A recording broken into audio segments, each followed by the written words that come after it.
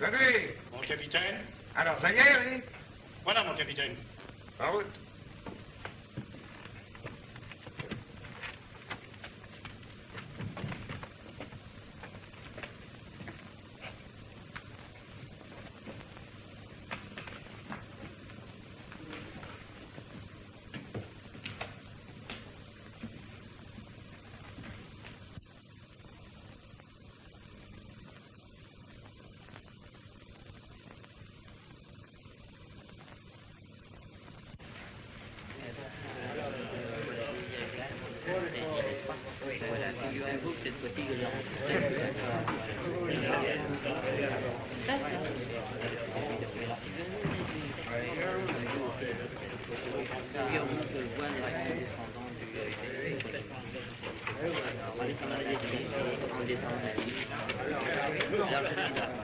Non, vieux, ferme un peu la porte. Mon capitaine n'aime pas les courants d'air. Et 2 cafés.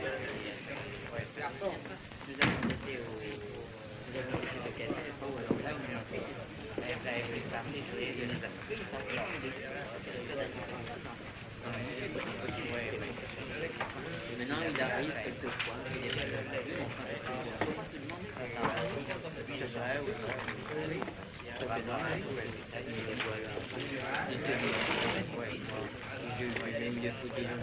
Alors, on fait ça. Oui, alors, gardons des cartes. Oui. Alors, voilà, on commence. Alors, vous coupez, je coupe. Garçon! 1000 bougres de fou!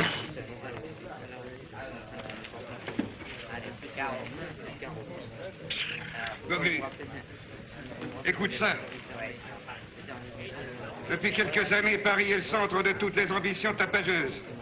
Au premier rang des révolutionnaires, il nous faut placer les demi-soldes, ces anciens officiers de l'armée impériale à qui Sa Majesté, par une générosité inexplicable, verse chaque trimestre la moitié de leur solde.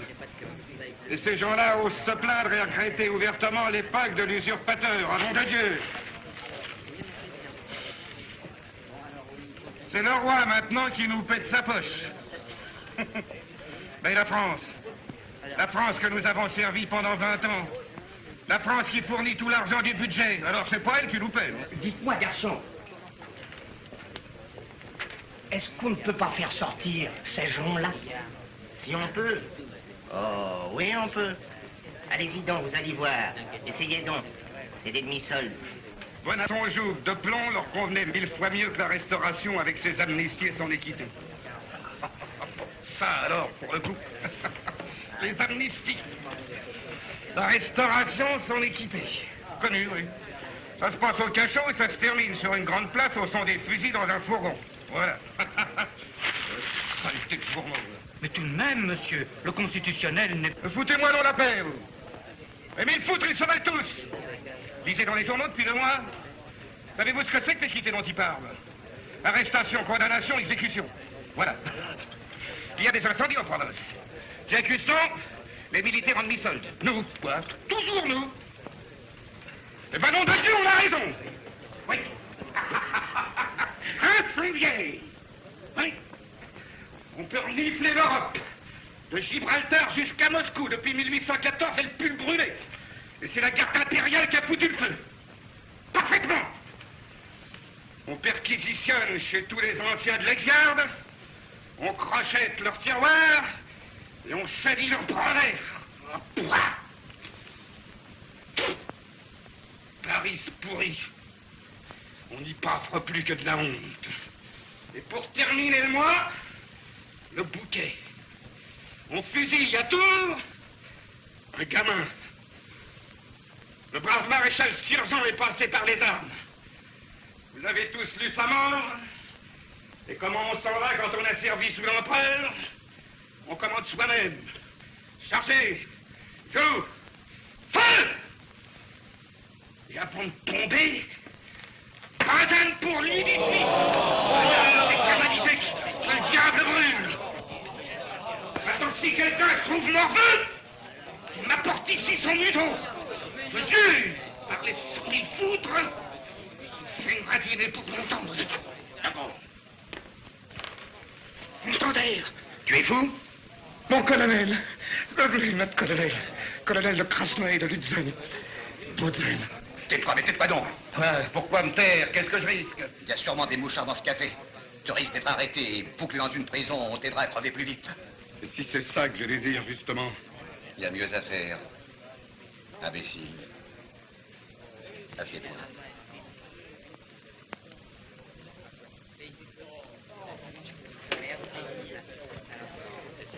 Viens me voir ce soir vers 5 heures chez moi. Je te donnerai mon adresse. J'ai 30 choses à te dire.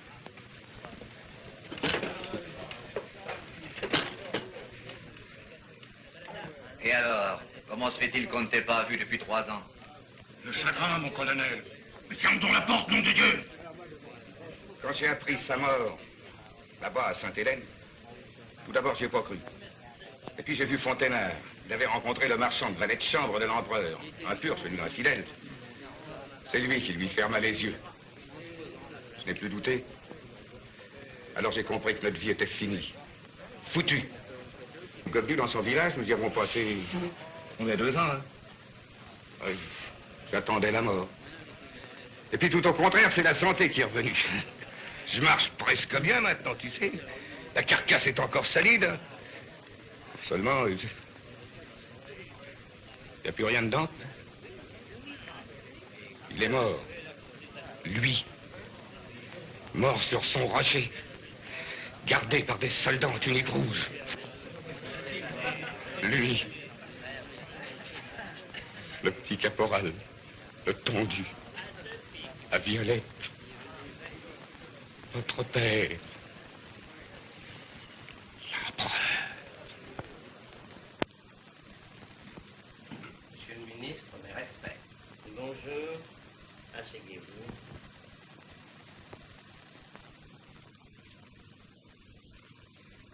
Je sors du conseil privé. Sa Majesté m'a prié de vous transmettre de vifs reproches et j'ai le regret de vous dire, mon cher préfet, que ces reproches sont justifiés. Non, asseyez-vous, asseyez-vous.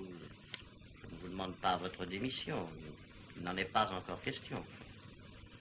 Sa Majesté s'inquiète des émeutes qui éclatent un peu partout. Émeute, c'est un bien gros mot. Hier, par exemple, 2000 manifestants ont été maîtres de la rue pendant 1 heure.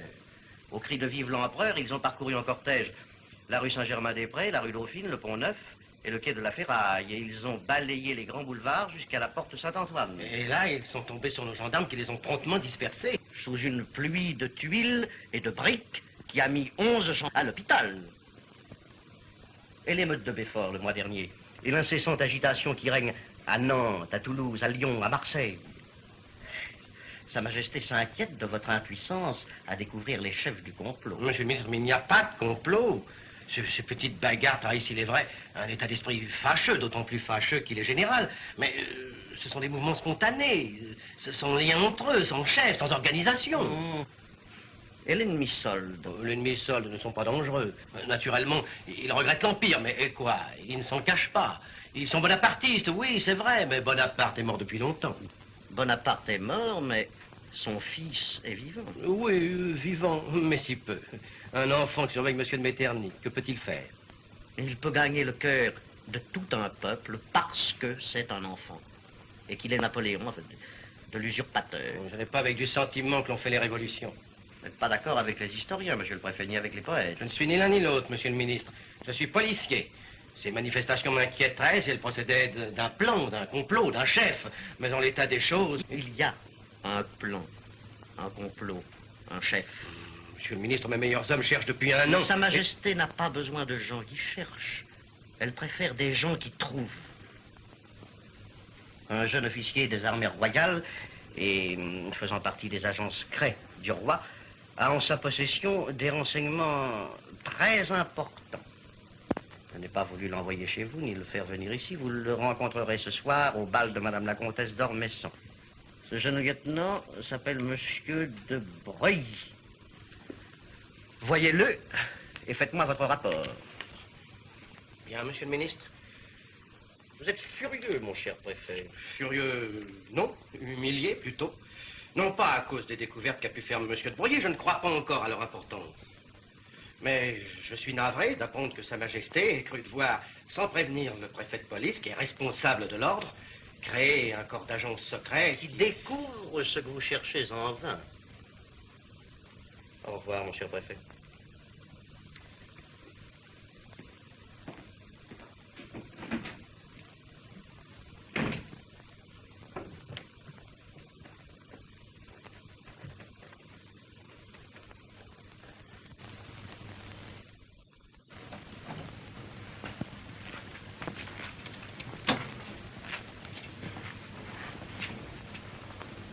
Qu'est-ce qui peut bien avoir à me dire des civaux?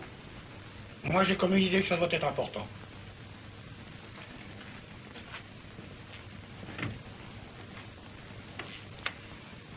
Fix!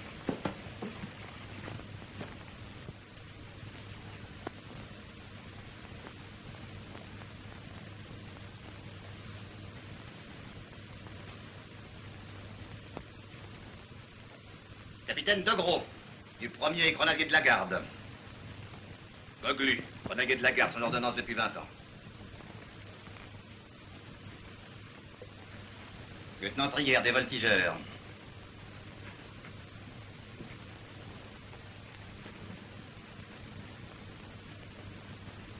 Commandant Fourré, des chasseurs. Capitaine. Comment là? Capitaine Chouard, des cuirassiers. De mettre, mon gros. Comment vas-tu? Bien, Je ça va l'entends bien. quand ça va, oui, t'es Ça va, content? ça va, ça va. Commandant Thierry, Capitaine. des lanciers. Comment là? Approche-toi, capitaine. Je suis aveugle.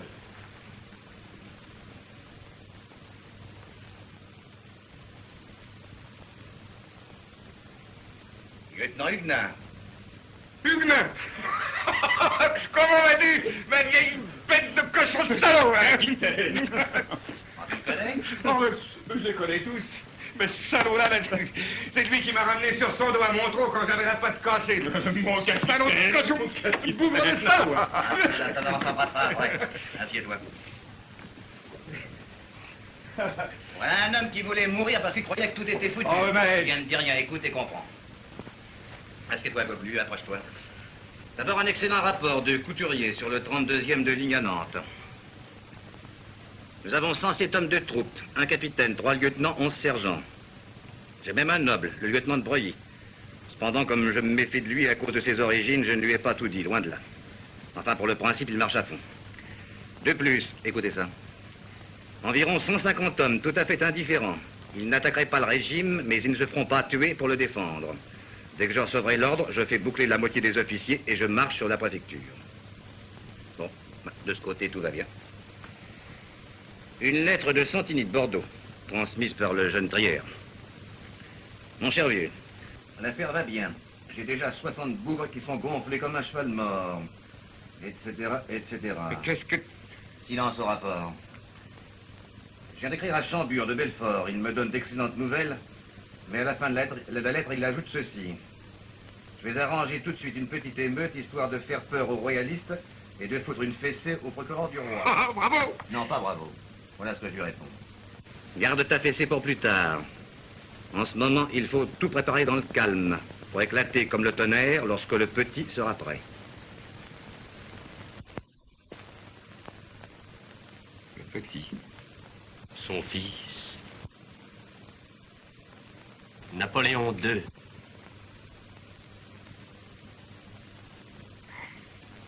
C'est donc ça, ce qu'on prépare ici. On va le remettre sur le trône. Et où donc veux-tu qu'on le mette? Mais...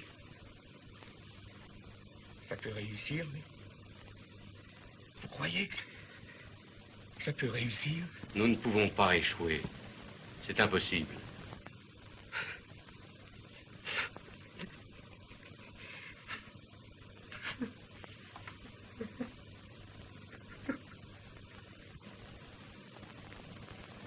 Pourquoi vas-tu à ce bal? Parce que j'ai un rendez-vous très important. Avec qui? Service commandé. Non, non, tu n'es pas gentil. Voilà 3 mois que tu es à Nantes. Depuis que j'ai reçu ta lettre, je t'attends avec une impatience fébrile, presque de l'angoisse. Et dès que tu arrives, au lieu de dîner tous les deux, tout seul, tu parles d'aller au bal. Chérie. Écoute, j'ai cru que tu jouais ce soir comme d'habitude. Ah non, je me suis fait remplacer à cause de toi. Et puisque tu es libre, tu viens avec moi? Naturellement, j'irai avec toi. Mais je ne serai pas avec toi. Il faudra faire semblant de se connaître à peine, de se saluer cérémonieusement devant tout ce monde. Je sais, j'en souffre moi aussi. Mais je ne peux pas afficher notre amour à cause de mon avancement. Si mon colonel savait que j'adore une comédienne, il m'interdirait de te voir. Écoute, Lise, vas-y la première. Tu danseras en m'attendant. Tu me permets? Mais oui, pourquoi pas? Alors tu n'es pas jaloux? J'ai confiance en toi. Tu as raison. Je t'aime.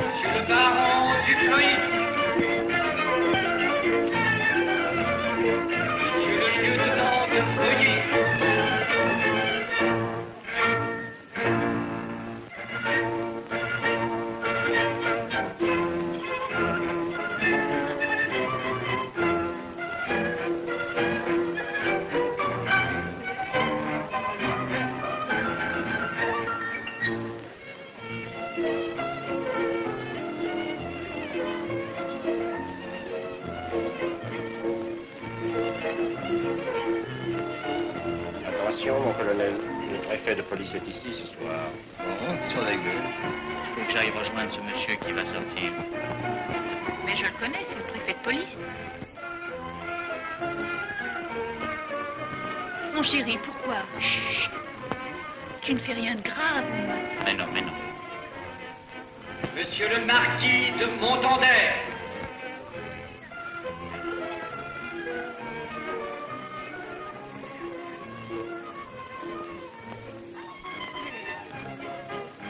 Chère petite étoile, voici monsieur le marquis.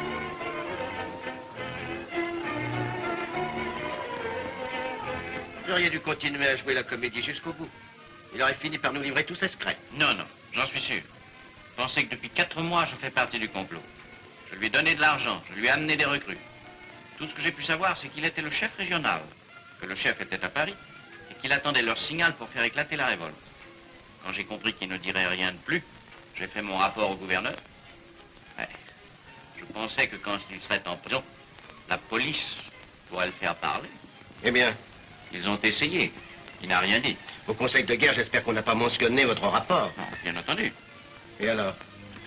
Il a été fusillé ce matin. C'est insensé. Pourquoi? Parce que quand on tient le bout du fil, on ne le casse pas pour le plaisir de fusiller un homme. Ça, c'est de la police de province. Pourquoi vous intéressez-vous à moi si spécialement? Il y a tant de comédiennes. Oui, beaucoup. Mais aucune n'a votre charme, votre talent. Je suis un vieil habitué des théâtres du boulevard, vous savez. Oh oui, vous êtes si vieux. Oh, je ne suis pas très vieux. Mais depuis 1815, le théâtre est ma meilleure distraction. J'ai connu Jenny Verpré, qui chantait si bien La Pivoleuse. Et j'ai connu la Malibran dans... Oui, c'était très grande chanteuse. Oui, de très grandes artistes. Mais aucune n'a su, comme vous, m'émouvoir. Vous êtes galant, monsieur de Montandaire. Non, je ne suis pas galant. J'ai passé ma vie sur les champs de bataille et ce n'est pas au bivouac qu'on apprend à parler aux femmes. Non, je dis cela parce que je le pense. Il me semble que votre voix a un timbre miraculeux, une sonorité particulière qui peut atteindre un homme jusqu'au plus profond du cœur. Vous allez peut-être me faire une déclaration d'amour. Ce ne serait pas la première que vous auriez reçue. Ni la première que vous auriez faite. Je suis sûre que vous devez parler d'amour à toutes les femmes. Ai-je l'air de mauvais sujet? Oui. Flattez, madame. Non, je ne fais pas la cour à toutes les femmes. D'ailleurs, faire la cour, qu'est-ce que c'est?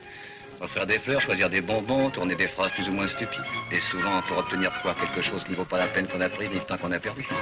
Cette fois, vous n'êtes plus du tout galant. Je ne suis pas galant envers les femmes qui se donnent en échange de fleurs ou de paroles. Il me semble que l'amour est une chose plus haute, plus belle, plus brutale, et dans laquelle les confiseurs et les fleuristes n'ont pas un grand rôle à jouer. Et cet amour sans confiseur, l'avez-vous déjà rencontré? Non. Non, pas encore, je l'avoue. Alors je vous souhaite de le rencontrer. Mais non, mon cher, mais non. Dans le fond, ce petit Corse n'était qu'une sorte de condottière au gage de ceux qui ont bien voulu l'employer. C'est avec l'argent d'Autriche et d'Angleterre qu'il s'est emparé du trône de France. Puis il s'est révolté contre ses employeurs. Il a cru que c'était arrivé. Permettez une seconde, madame. Monsieur, voulez-vous me permettre de vous dire 2 mots en particulier?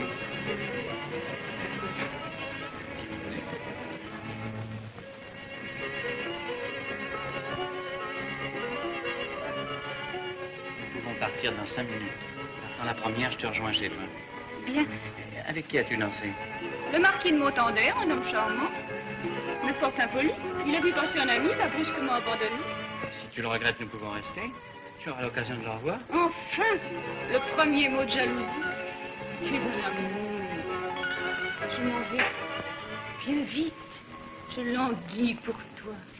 Monsieur, vous venez de parler de l'empereur dans des termes que je ne puis tolérer. C'est sérieux? Monsieur, je ne vous ai pas insulté. Alors c'est moi qui vous insulte. Bien. Mes témoins sont chez vous demain matin à 8h. Colonel de Montander. Vicomte de Vézelay. Je vous préviens que je suis une des meilleures lames de Paris. Oh, ne m'épouvantez pas, monsieur, sinon je vais vous faire des excuses.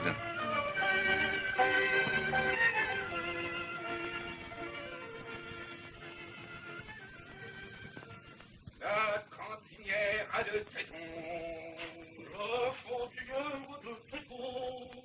Qui sont jolies fermes et ronds. Qui sont jolies fermes et ronds. Ce qui est embêtant pour leur rondeur. Oh, malheur.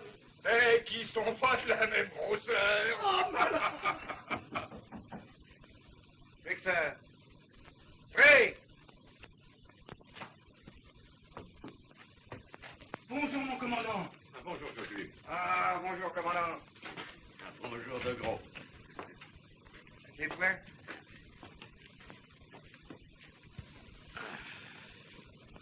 On peut parler?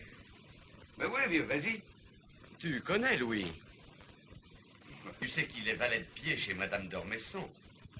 Hier soir, grand bal chez elle. Vas-y, Louis, au rapport. Hier soir, au bal, il y avait le préfet de police. Le colonel qui y était aussi me dit de le surveiller. Je le surveille, et je le vois qui cligne de l'œil vers un jeune homme très élégant. Monsieur le lieutenant Breuilly. Attends, donc, je connais ça, moi. Breuilly. Oui, un nom qui était dans la lettre de monsieur le lieutenant Couturier, de nom. Même que le lieutenant disait qu'il n'avait pas confiance. Et il avait raison. Pourquoi? Tu vas voir. Le monsieur de Breuilly vise le préfet de police. Le préfet s'en va dans un petit salon et l'autre le suit. Ils y sont restés 20 minutes, la porte fermée. Tu as entendu ce qu'ils ont dit?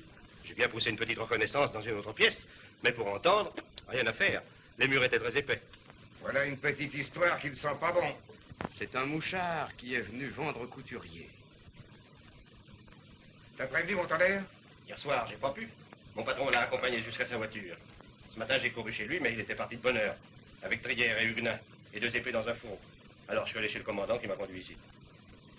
Goglu, Mon capitaine. tu vas aller chez Fortunat. Bien, mon capitaine. Mais attends, nom de Dieu, quoi? Tu lui diras qu'il monte à cheval. Il a galant, prévenir Couturier. S'il crève son cheval, tant pis qu'il en achète un autre. Je vais te donner l'argent.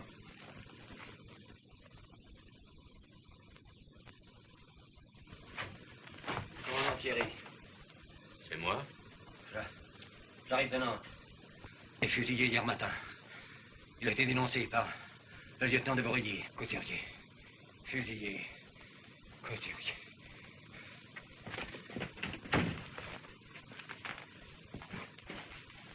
Tu es blessé? Non, il dort.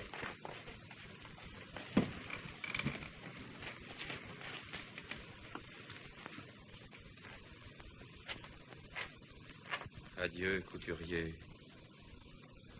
Adieu, mon vieux frère.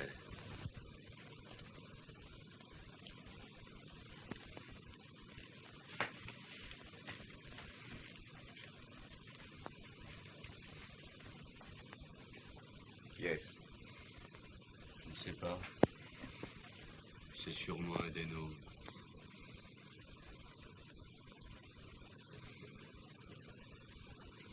Gobelu, prépare le pain, la bouteille de vin, la fondée dimanche. Mon capitaine.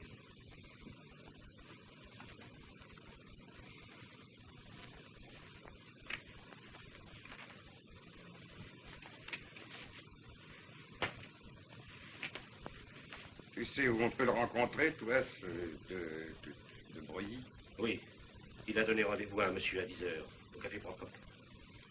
Un regard? Bon. Il ne dénoncera plus personne. Au chapeau.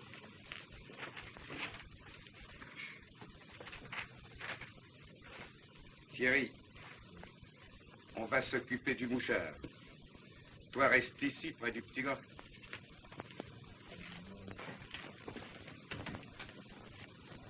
Ah, maintenant, s'il se réveille avant que nous soyons de retour, bah, dis-lui qu'il fasse comme s'il était chez son père.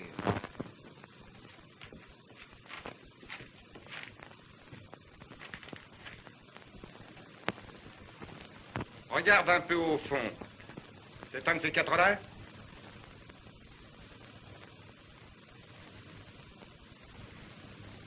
C'est lui. C'est celui qui est de face. Bon, le regarde pas trop, il pourrait te reconnaître. Ouais. Maintenant, fous le camp. Va retrouver mon tendère, dis-lui qu'il m'attende chez lui. Ça va. Il est dans la cavalerie. C'est un duel au sabre. Eh bien, je ne voudrais pas être à sa place, moi, par exemple. Mais c'est un mouchard. Il est fin. S'il comprend le coup, comment le provoquer? T'inquiète pas, je l'aurai. Moi, ça m'étonne que tu ne l'aies pas tué, Red. Mais il a tout de même 5 pouces de fer au travers de l'épaule. Ça lui donne un bon mois d'hôpital pour apprendre à des poliments de l'empereur. En tout cas, c'est peut-être la première fois que tu n'as pas tué ton bonhomme depuis 5-6 ans. Mais c'est bien possible. Il avait une belle main, ça c'est vrai. Mais moi, je n'aurais pas travaillé comme toi, non? Il me semble que je l'aurais eu plus vite. Et qu'est-ce que tu aurais fait, toi? À la seconde reprise, il a essayé un contre de cartes coupé de volée et tu as eu une belle riposte par une d'eux. Il serait arrivé si tu l'avais poussé à fond et d'arriver droit au cœur. Oui, je sais. Je l'aurais tué. Eh bien, c'est pas pour ça que tu te bats? Non plus maintenant. Écoutez, mes enfants. Quand nous vivions sans espoir, la rage au cœur, c'était un grand soulagement pour nous que de tuer en duel ceux qui parlaient mal du patron, qui avaient tout fait pour sa ruine. Tu parles, j'en ai tenté 11 en 5 ans. Mais maintenant, notre grande affaire marche bien. Nous avons une grande œuvre à accomplir. À quoi bon attirer sur nous l'attention de la police? À quoi bon tuer des gens qui sont nos ennemis politiques et qui seront peut-être l'an prochain de très bons soldats de l'empereur? Alors tu ne veux plus qu'on cherche des querelles? Le moins possible. Alors, à quoi c'est qu'on va s'amuser? Monsieur, je ne vous demande pas votre avis. Bah, moi, je vous le donne. Et gratuitement. Qu'est-ce que c'est que ce bonhomme-là? C'est un vieux fou qui ne mérite même pas le temps qu'on perdrait à lui donner une correction. Oh, conscrit, tu viens de m'insulter. Tu vas faire des excuses et tout de suite. T'as compris, mon ami? Si t'as compris, garde-le pour toi. Si t'as pas compris, porte-le à ta tante. T'as compris? C'est une affaire que vous cherchez? J'ai été insulté, il me faut une réparation par les armes. Oh, maintenant, si ça vous amuse, on peut vous donner le numéro 2? Soit, lieutenant de Breuilly. Capitaine Dogro. Et comme je dois quitter Paris de très bonne heure, ce sera pour cet après-midi. Parfait. Gobelu, passe-moi le journal. Et va voir si tu trouves les amis.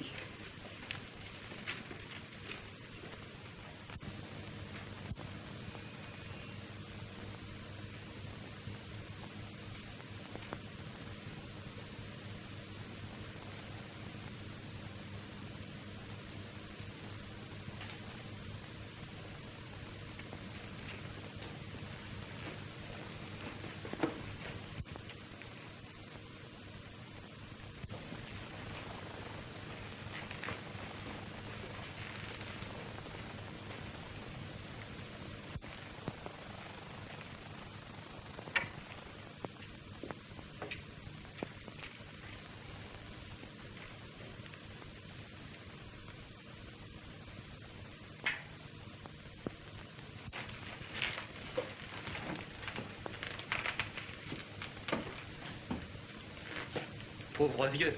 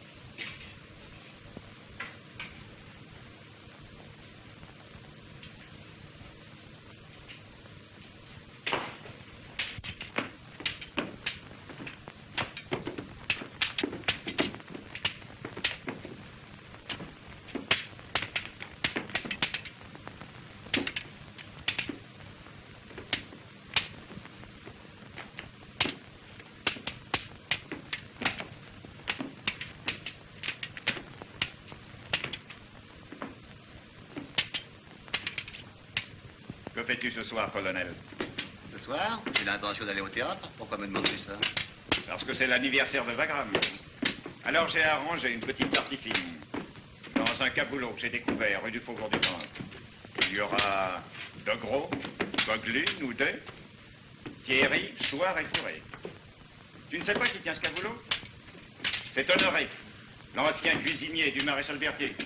D'accord. Entre 7 et 10 heures. Ça va, je m'arrangerai pour y aller.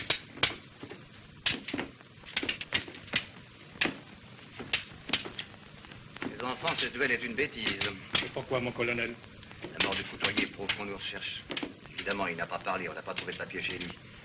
Mais quand le préfet de police va voir qu'on a exécuté son mouchard, que l'exécuteur est un demi-solde et que les deux témoins sont du même tonneau, il va avoir l'œil sur nous. Bon, c'est le 25e duel du capitaine. La police a dû en prendre l'habitude. Oui, peut-être. En tout cas, pas de réunion d'ici une quinzaine. Et puis, je vais mettre mes papiers à gauche, je vais les confier à Drière. Il me semble que ça dure assez longtemps, cette petite affaire. Mais c'est que mon capitaine a peur de le blesser. Il veut le tuer.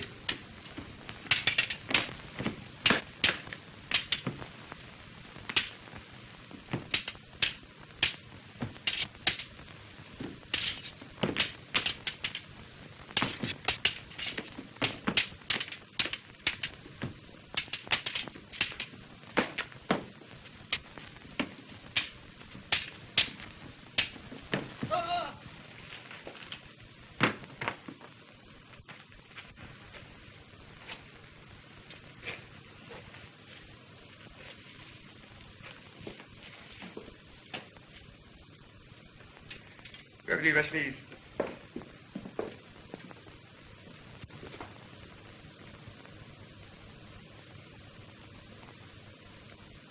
Messieurs, le coup est mortel.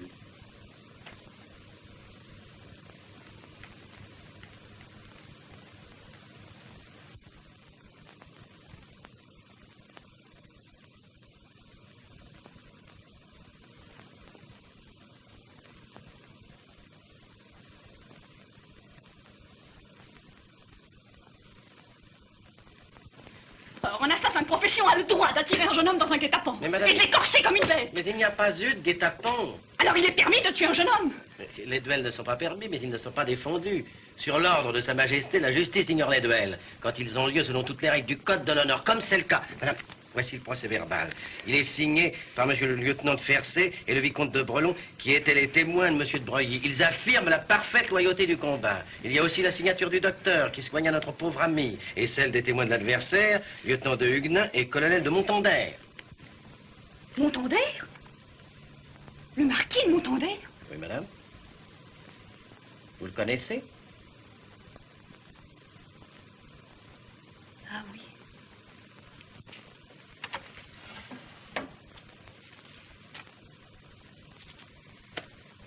Voici les documents. Ce sont les plus compromettants. Fais-y très attention.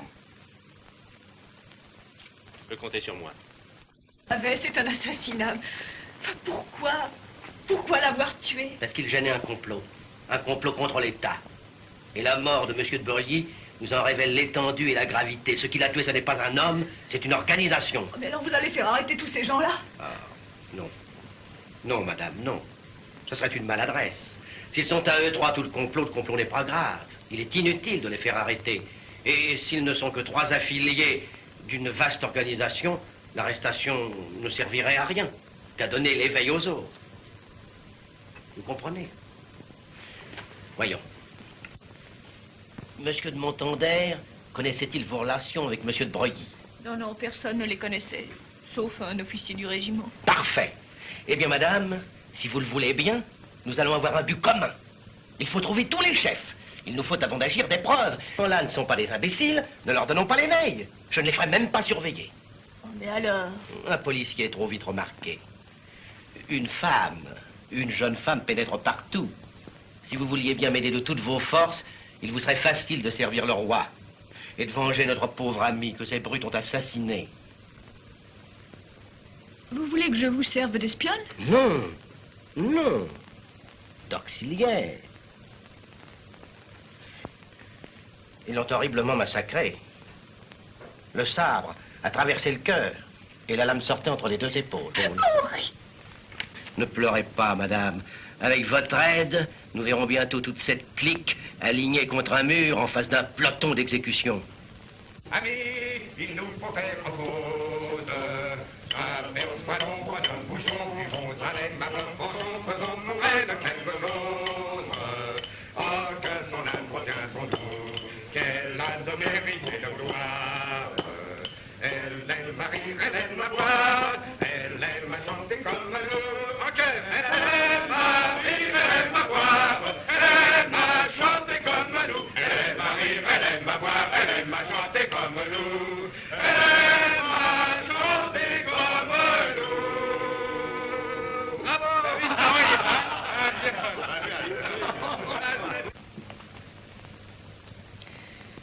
Une écriture de femme?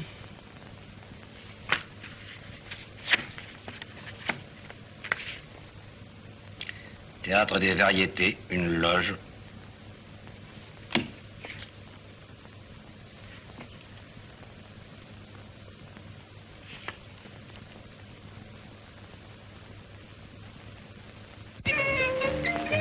Madame, c'est le monsieur à qui vous avez envoyé la loge.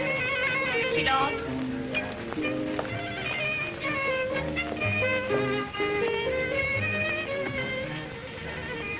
Madame, je me suis permis de venir vous remercier de votre geste si charmant, de votre amabilité. Asseyez-vous. Pourquoi êtes-vous venu tout seul? Vous aviez l'air perdu dans cette grande loge. Je n'ai voulu partager avec personne l'honneur que vous m'aviez fait. Vous m'avez envoyé des roses ravissantes. Vous avez fait des folies. Mais je pensais pourtant que vous n'aimiez pas les confiseurs ni les fleuristes. En réalité, vous faites comme les autres, vous marchez dans les sentiers battus. Il me semble que ce soir vous avez chanté mieux que jamais. Et vous avez cru certainement que c'était pour vous. Oh non, je n'ai pas cette prétention. Mais pourtant, c'était vrai. La présence d'un ami dans la salle donne plus d'assurance, une espèce d'inspiration. Vous ne trouvez pas qu'il fait très chaud? Il fait particulièrement chaud ce soir. Ah, et j'ai déjà chanté en matinée. J'ai une envie d'aller à la campagne. Et je suis fatiguée de cette herbe en papier, de ces arbres en carton.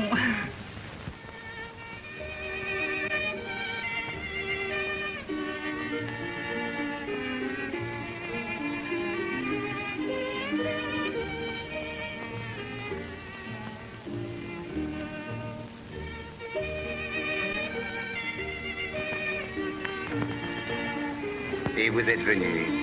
Si je vous disais non, vous ne me croiriez pas. Vous en doutiez? On doute toujours de son bonheur. Au fond, ce n'est pas très convenable ce que j'ai fait là. Pourquoi? En somme, je ne vous connais pas. Ou si peu. Mais moi, je vous connais. Je vous connais si bien. Vous me connaissez?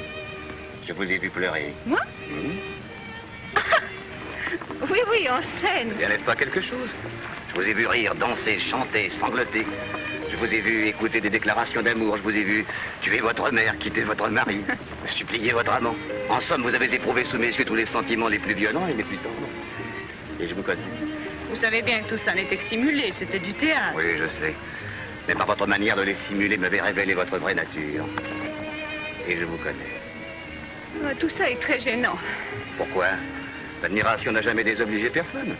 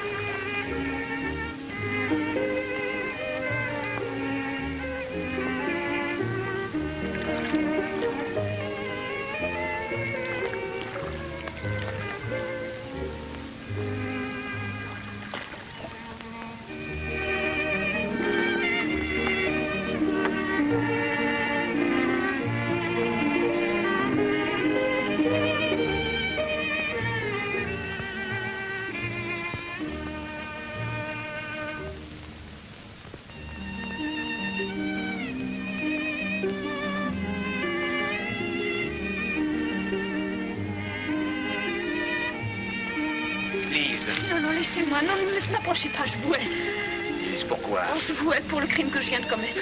Lise. Non, ne m'approchez pas. Lise, je vous en supplie. Oh, quel bruit vous faites. Ah, vous faites bien partie de cette bande d'assassins. Vous avez profité des nerfs, de la faiblesse d'une femme. Non, allez, vous me faites horreur. Oh, Lise, je ne comprends pas, je ne comprends plus. Vous m'avez presque demandé cette journée. Vous êtes venu avec moi dans ces qui nous ont bavardé gentiment, presque tendrement. Je vous ai donné un baiser. Non, volé. Vous l'avez volé. Et ensuite? Ensuite, je ne sais pas. Je ne peux pas savoir. Oh, Lise, pardonnez-moi.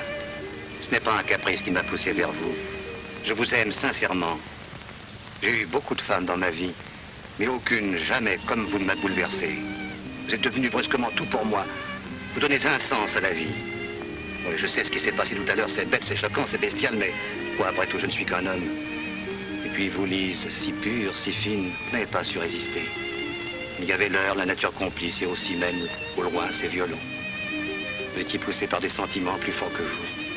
Pourquoi me reprochez-vous d'avoir, moi aussi, perdu la tête? Lise, pardonne-moi.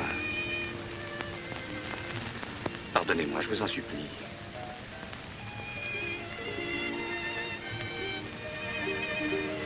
Donnez-moi votre bras en rentrant. Lise. Lise, je vous aime. Je vous aime, Lise.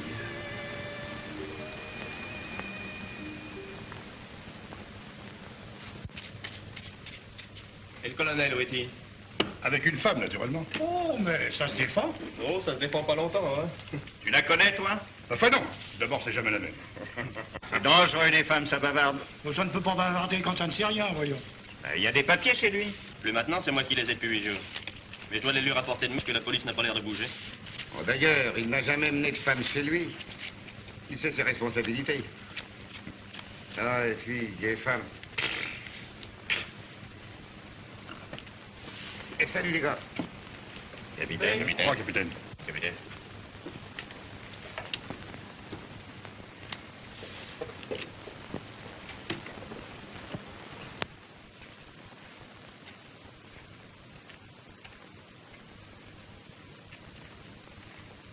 Dis donc, Agri, ce particulier ne te dit rien, toi?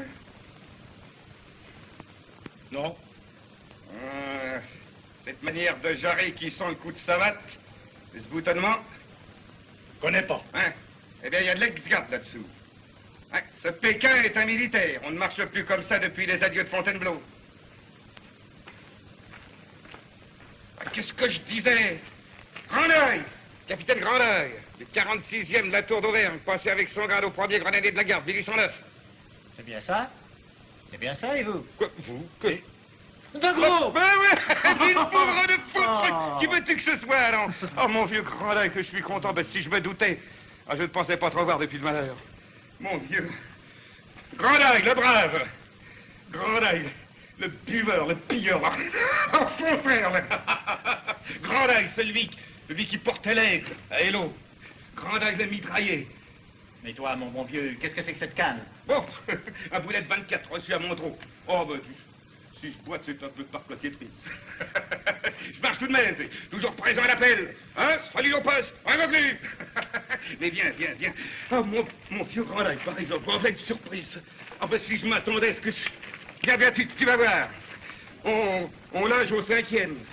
Dans une piole pleine de fusils, sans brotage, de colbac et de pistolets, le plaisir des amis. Car nous sommes aux alentours, tu sais, de nombreux ruminants. Il y a d'abord Montander. Le colonel de Montander? Oui, et le major Coutillot. Oui, celui-là, je le remets aussi. Et le petit lieutenant Fortuna. 3e escadron des hussards de la garde. Il a perdu 2 doigts, Lutzen. Mais bourre de foutre, on oublie les connaît tous. Viens, je vais te raconter, tu verras.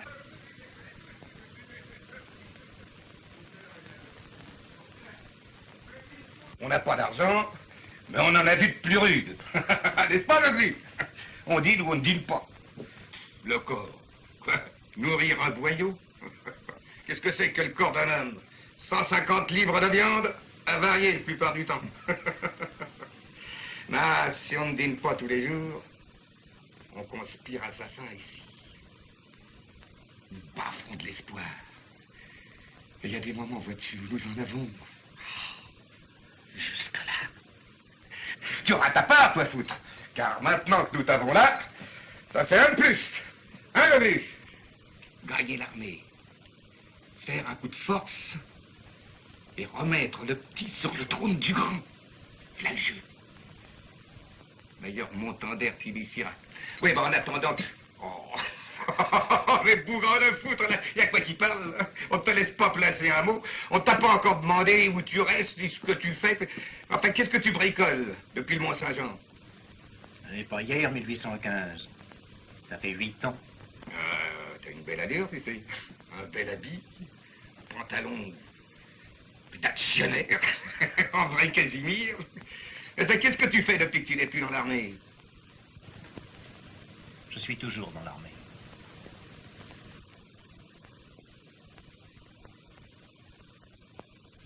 Comment? Tu as repris.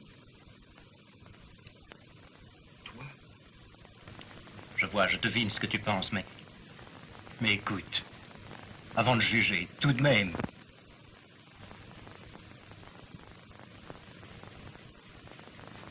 Écoute, à Waterloo, j'étais jeune, 32 ans.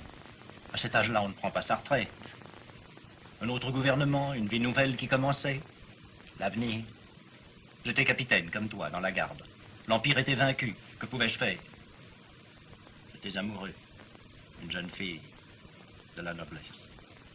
On m'offrit un grade, lieutenant-colonel des gardes. On m'offrit le brevet de baron que l'empereur m'avait promis. Comprends-moi, seul, réduit à ma demi-solde, misérable après la défaite. Ces avantages purent m'étourdir.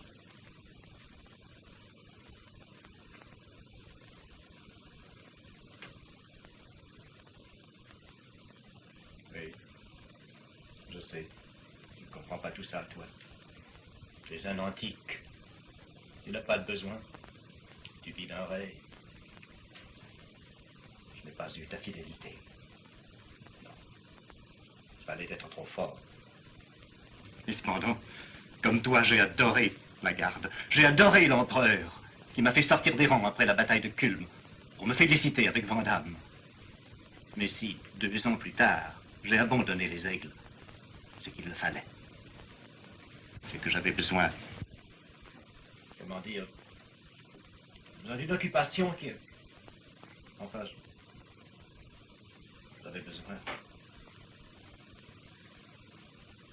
d'argent.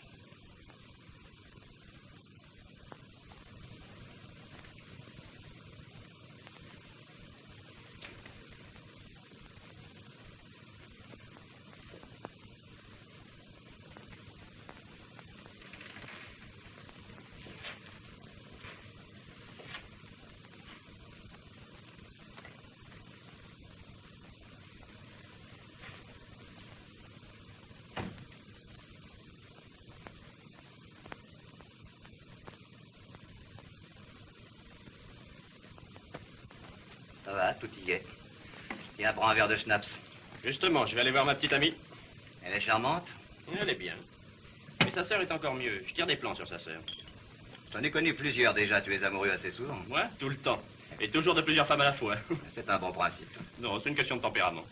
Mais comment fais-tu pour en obtenir plusieurs à la fois? Je leur demande. Et si elles ne veulent pas? Pourquoi ne voudra-t-elle pas? Ça les intéresse bien plus que nous. Et tu n'es jamais tombé sur une femme froide, glacée, qui même après t'avoir tout accordé reste de marbre? C'est-à-dire? J'ai en ce moment une maîtresse qui a un perpétuel sourire et qui n'est pas gaie. Elle se donne à moi comme malgré elle, comme pour me faire plaisir. Parfois, je surprends dans ses yeux une lueur de véritable haine. Mais je n'y comprends rien. Oui. C'est une emmerdeuse. Mais non, mon vieux, mais non. Elle m'écoute parler, ne parle presque jamais. Elle-même, peut-être. Elle ne veut pas le montrer. Je ne me verrais passer au bras d'une autre qui n'aurait pas un mot de jalousie. Tu as déjà rencontré ça, toi? Non, j'ai jamais eu cette veine. Ah, tiens, tu n'es pas un amoureux. Moi? Oh, je suis un passionné. Allons donc. Est-ce que tu as jamais souffert d'un sentiment profond, unique, pour un être auquel on pense la nuit et le jour? Un être qu'on voudrait protéger, que pourtant on respecte? Un être qui donnera un sens à votre vie et qui semble résumer tout l'univers? Est-ce que tu as déjà rencontré cet amour, toi? Oui, pour l'empereur. Oui, c'est vrai, tu as raison. Il n'y a que lui qui l'ait mérité. Chère madame, vos opinions et vos certitudes ont certainement une grande importance pour moi, mais aux yeux de la loi, elles n'ont aucun poids. Ah, si je vous dis que je suis sûre... Je vous crois, madame. Je crois en effet que monsieur de Montander est le chef du complot. Mais la loi ne permettra pas de le condamner. Il faut des preuves écrites. Et je suis sûr que vous les trouverez chez lui. Il ne veut pas me recevoir chez lui. Mais raison de plus pour y aller. Et si je n'y tiens pas?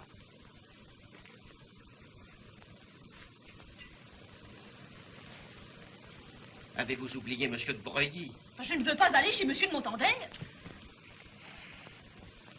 Faire une perquisition chez lui? Mais c'est très difficile. Il faudrait jouer à coup sûr. Vous, il vous est facile de trouver un prétexte et d'aller chez lui un beau soir. Il vous serait facile de prendre des papiers s'il y en a et de les jeter par la fenêtre à l'un de nos agents qui serait par exemple votre cocher. Sous quel prétexte puis-je aller chez lui malgré lui? Et vous pourriez vous écrire une lettre à vous-même. Une lettre anonyme. Au 3e, porte à gauche, dans sa chambre.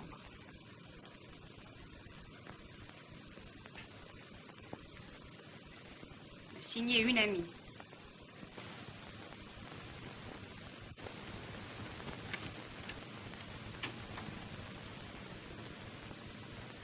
Vous? Oui, moi. Est-ce que ça vous déplaît? Oh non, certes. Mais qui vous a dit? Votre adresse? Pas vous, mais je l'ai trouvé tout de même puisque me voici.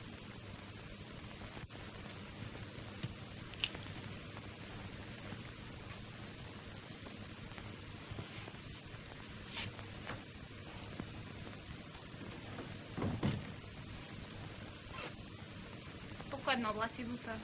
Excusez-moi. Mais je suis si surpris par cette visite et par ce ton. Vous ne jouez pas ce soir? J'ai pris un soir de vacances. Oh, tu es malade? Non, je ne suis pas malade. Mais vous n'êtes pas très content de me voir. Oh. J'ai bien fait de venir. Maintenant, je n'ai plus qu'à me retirer. Adieu. Lise, je t'en prie, viens ici, écoute-moi. Qu'y a-t-il? Qu'est-ce qu'on t'a raconté? Oh, pourquoi, Lise, pourquoi? Je vous comprends de moins en moins. C'est pour cela peut-être que je t'aime de plus en plus. Lise. Lise, qu'y a-t-il? Dis-moi ce qui t'inquiète. Je n'ai plus que toi dans la vie. Menteur. Ah, Lise, je te jure. Menteur, ne jure pas.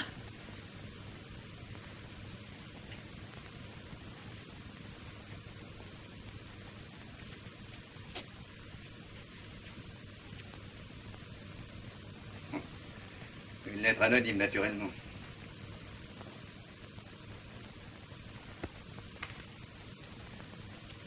Mais si vous, si froide, si hautaine, qu'est-ce que cela peut vous faire? Pas grand-chose. J'ai vu ce que je voulais voir. Il y a une femme ici. Oh. C'est donc pour ça que tu ne m'as jamais dit de venir chez toi. Ici, c'est un sanctuaire réservé à d'autres. Moi, je suis bonne pour les rendez-vous à la campagne. Oh, c'est absurde, Lison. C'est absurde et charmant et magnifique. C'est donc vrai que tu m'aimes. Non, je ne t'aime pas. Ah, non, non, non, tu ne vas pas partir, reste. Regarde. Mais je n'ai pas envie de regarder, laissez-moi partir. Tu es jalouse, c'est magnifique. Mais tu es jalouse sans raison. Tu me dois cette visite. Reste ici. Viens.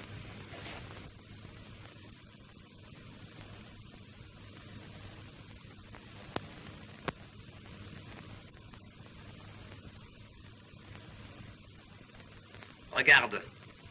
Regarde sous les meubles, regarde bien.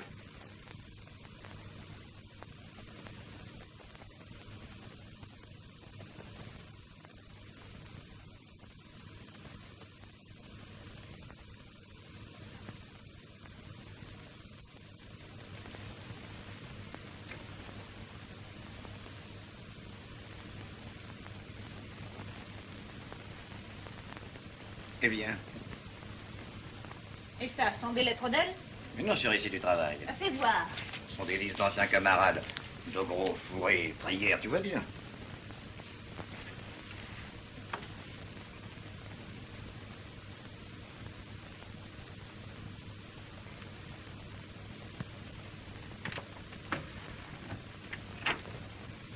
Elle n'est peut-être pas encore venue, mais elle viendra tout à l'heure. Je te jure que non.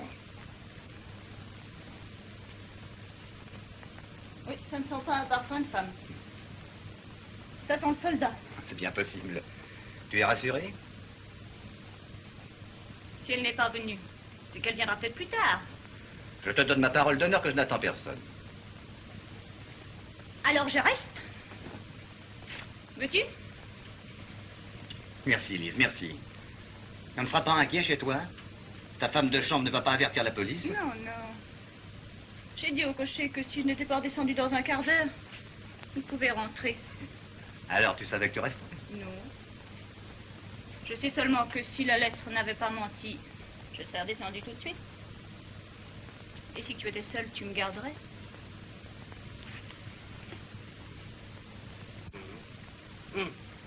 Regarde bien la fenêtre, ma vieille. Et si tu vois tomber quelque chose... Je crois plutôt que c'est la demoiselle qui tombe. Mais t'as vu qu'elle doit tomber sur le Dumou. Mais oui, sur un lit, quoi. Qui a bien pu décrire cette lettre?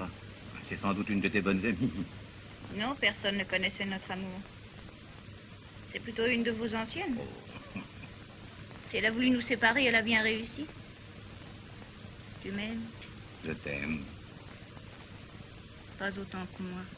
Lise, c'est ton premier mot d'amour. Dis, tu ne feras plus cette figure fermée, cet air méchant. Puisque tu m'aimais, pourquoi as-tu été si dur avec moi? Je pensais n'être dans ta vie qu'une distraction. Tu as tant de choses dans la tête. Tandis que moi, Ah, toi, tu as ton théâtre. mon théâtre ne m'intéresse plus depuis que je te connais. Ah, Lise, ma chérie. C'est vrai que tu as violé des couvents entiers? Ah, pas moi personnellement, mais je l'ai vu faire. Ta brute. Et tu as raison. Tu es content que je reste ici cette nuit? Ici? Mais je n'ai que ce petit lit. Il est si petit que je serai peut-être la première femme à y dormir près de toi. Sors 5 minutes que je me déshabille. Et pourquoi? Pas de familiarité, elle tue l'amour. Bien.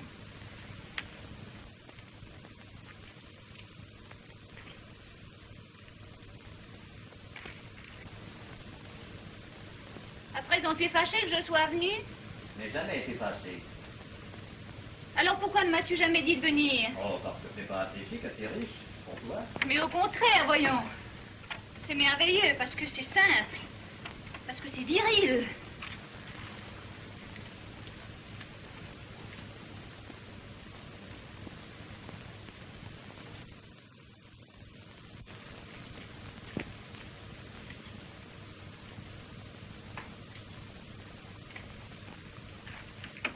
Salut, Toto. Salut, mon gars. Allez. Qu'est-ce que tu fais?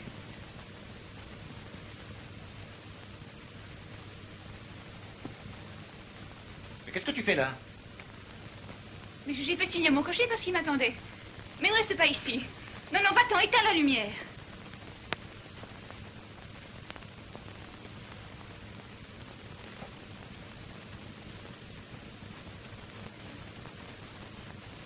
Voilà un petit paquet de lettres qui va faire un grand bruit dans le monde. C'est la révolte dans toute la France. Et c'est toi qui as signé ça. C'est toi qui donnes enfin le signal. C'est une grave responsabilité, mais je n'hésite pas à la prendre. Et puis elle n'est pas pour toi seul, elle est pour nous tous. Tu ne nous as pas forcés à te suivre. Oh, foutre, non.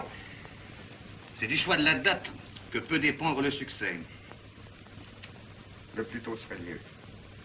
Et depuis quelque temps, nous avons des mouchards au talon. Il n'y a encore que de vagues soupçons, mais il ne faut pas leur laisser le temps de se préciser. Alors voici comment j'ai réglé l'arrestation. Je rentrerai chez Montander avec tous mes hommes. Vous, pendant ce temps-là, mon cher commandant, vous barrerez la rue à chaque extrémité avec des troupes. Prenez donc votre bataillon. Un bataillon pour une arrestation, mais combien sont-ils aux conspirateurs? 8 ou 10. Il me semble qu'une douzaine d'hommes... Mais mon cher, qu'est-ce que c'est? Ils sont au complet, monsieur le préfet. Chouard et Fourré sont arrivés. Mais je crains qu'ils aient remarqué notre surveillance. Naturellement. Tous vos hommes ont l'air de marchands de marrons. Quand on leur demande de prendre l'air naïf de marchands de marrons, alors toute leur gueule annonce et publique qu'ils sont policiers. S'ils se doutent de quelque chose. Alors, voyons, dépêchons.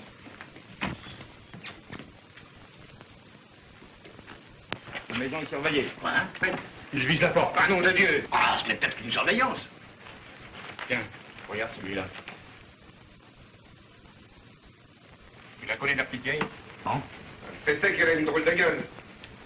Nom de Dieu, nom de Dieu. Au moment où nous touchions au but. Après tout, n'exagérons rien. Si on nous sort du Breuilly, que peuvent-ils savoir sur nous? Nous sommes trahis. Quoi, trahi? Une compagnie de garde se prépare à cerner la maison. Voyez, là. Pour que les papiers. Prenons tout, il faut sauver les quotas. Surtout les adhésions des soldats de l'active. Pour eux, ce serait la peine de mort. Qui est-ce qui nous a vendus? Un complot qui a réuni 9000 hommes. Une quinzaine à peine savaient quels étaient les chefs. Alors c'est un écart, plus de trahir. Non, non, c'est pas possible. C'est sûrement pas mal de l'autre. C'est pas vrai, non, c'est pas possible. Je peux pas croire que c'est pas vrai. Voilà le préfet avec 4 mouchards.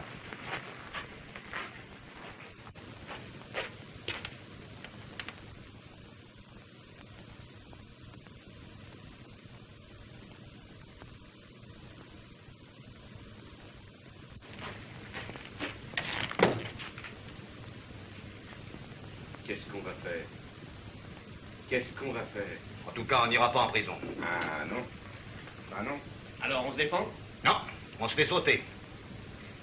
Ça va? Ça va? Ça va. Ça va? Dis donc. Ça ne t'amuserait pas, toi, d'en descendre quelques-uns? Oh, à quoi bon? Non, non, je dis ça. C'est à cause de la bonne petite vieille, là. Elle me tente.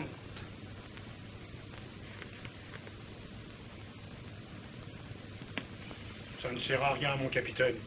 C'est un pauvre salaud qui fait son métier.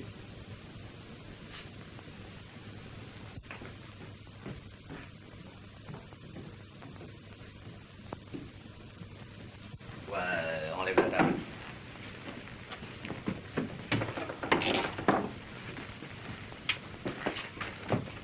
Vous me préviendrez quand tout sera brûlé, hein? Rentre ça.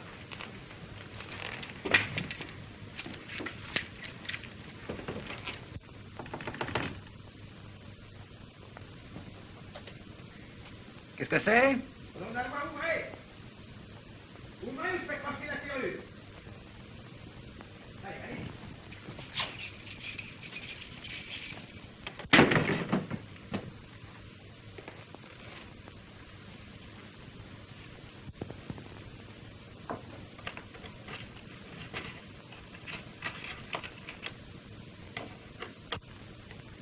Colonel, tous les papiers sont brûlés. Nous ne risquons plus que notre peau, tu peux ouvrir.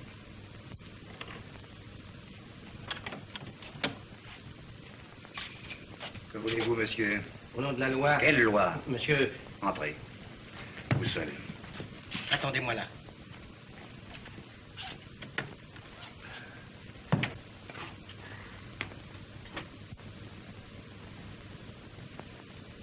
Voici 8 officiers, dont 3 supérieurs.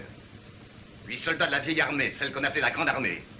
Tous décorés de la main de Sa Majesté impériale qui, comme vous le savez, ne galvaudait pas ses faveurs. Ôtez votre chapeau, monsieur. Vous venez pour nous arrêter? Monsieur, je sais les égards.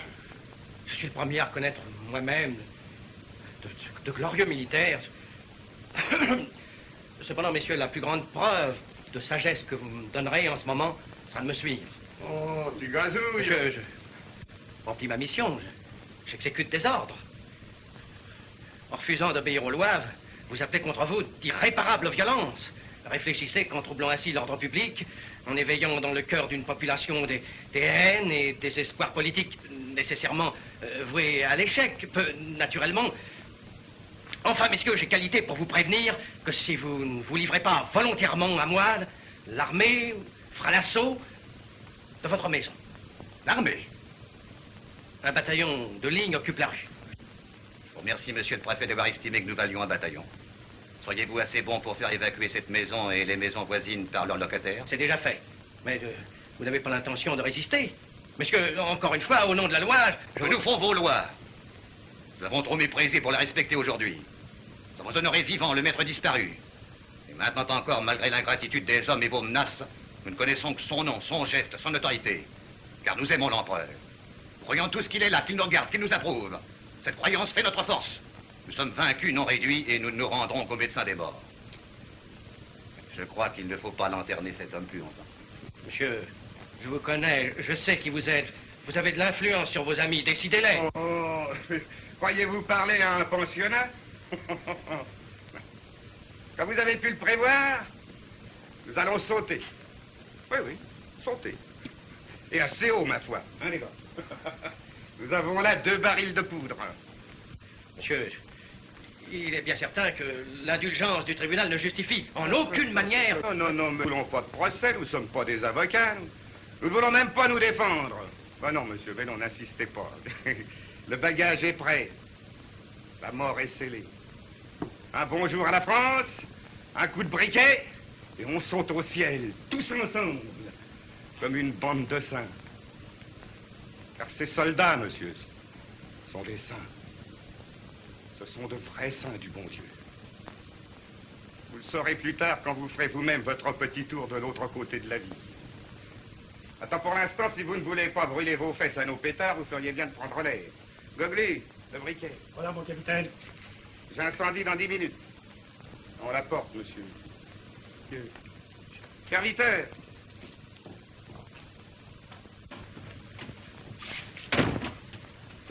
Descendons, ils vont se faire sauter.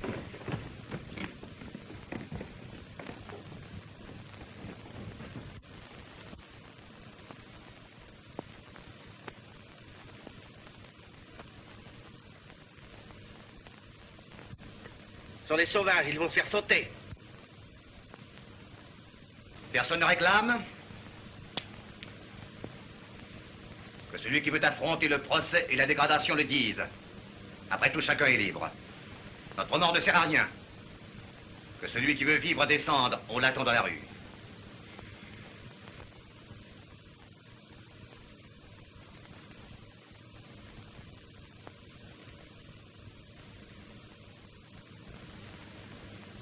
Bon. T'es prêt? C'est prêt, colonel. Quelqu'un. Mais non, c'est pas beau. Mais non, quelqu'un. Gérard! Gérard, je ne veux pas! Lise, je te supplie de nous laisser. Non, je ne veux pas. Si tu meurs, je meurs avec toi. Ah, mais le bougre en a foutre une femme maintenant. Il ne manquait plus que ça. Mais elle est belle. Qu'est-ce qu'on va en faire? Elle sautera comme des copains. Une minute, je vous demande une minute. Lise, tu ne peux pas comprendre ce qui se passe. Je sais que vous allez sauter. Gérard, je ne veux pas que tu meurs. Lise, je t'en prie. Pardon, Gérard, pardon. Pardonne-moi, je ne savais pas, je n'avais pas compris. C'est toi, Lise? C'est toi? Pardon. Mais pourquoi? Pourquoi?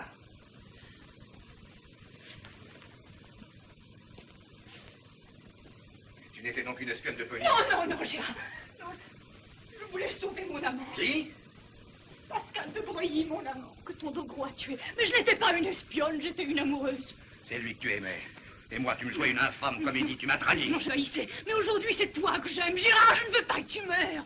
Tu m'as déshonoré. Je t'aimais, tu m'as trahi. Ma bêtise a tué mes meilleurs camarades, des hommes qui te valent mille et mille fois. Je les sauverai, j'obtiendrai leur grâce. Par la police que tu connais Non, si bien? non. Comme ton Breuilly, un espion qui avait fait fusiller Couturier. Non, Gérard, ce n'est pas vrai. Tu le savais pas? Ce n'était pas un soldat, c'était un mouchard. Voilà pourquoi De Gros l'a tué. Gérard, tu ne vas pas mourir. Il faut que tu vives. Il faut que tu vives pour moi. Mais je ne m'en irai pas. Non, non, si tu meurs, je meurs avec toi. Dis donc, colonel, faut t'abréger. C'est bien que ça fait de la peine à la petite dame, mais nous n'avons pas le temps de rigoler. On finira par croire que nous avons peur. Écoutez, madame, je vous en supplie, si vous avez quelque amitié, si vous aimez le colonel, n'essayez pas de le déshonorer. C'est déjà fait. C'est elle qui nous a vendus. Elle? Pardon.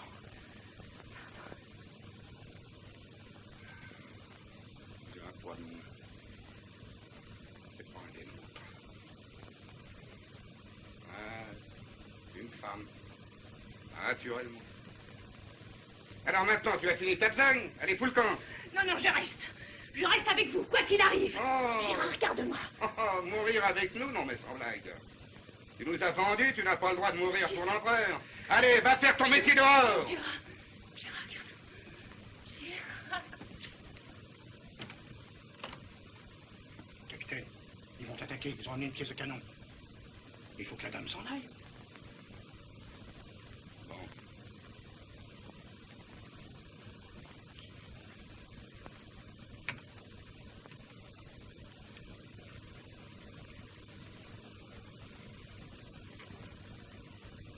Pauvre donc.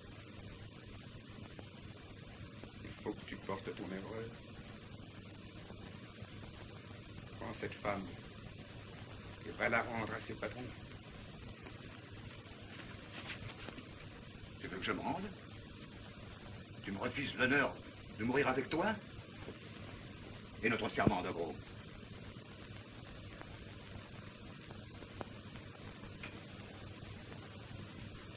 Nous ne pouvons pourtant pas la tuer. On ne vaut pas cher. Mais c'est une femme.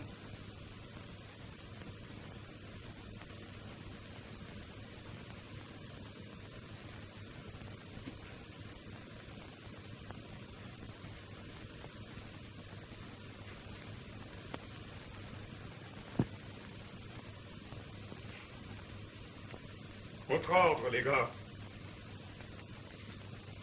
On prend.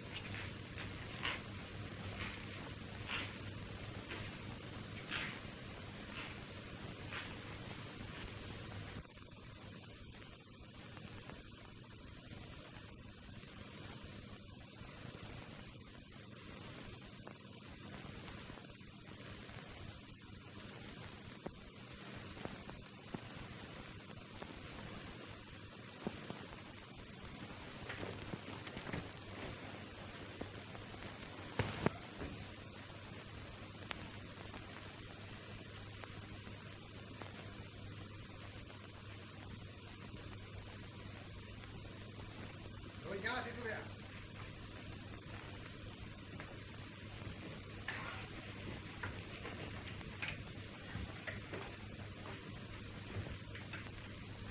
Faites entrer les accusés.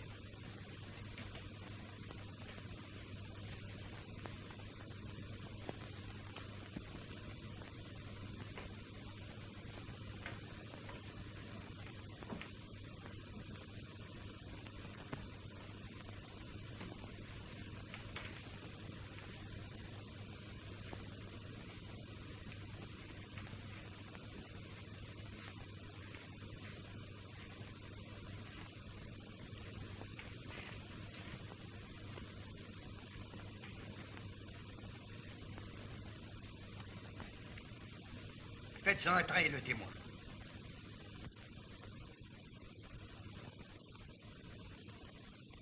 Le sergent Mouffard, ici présent, affirme que le lieutenant Corbini, du 35e d'infanterie à Toulon, lui a proposé d'entrer dans votre conspiration.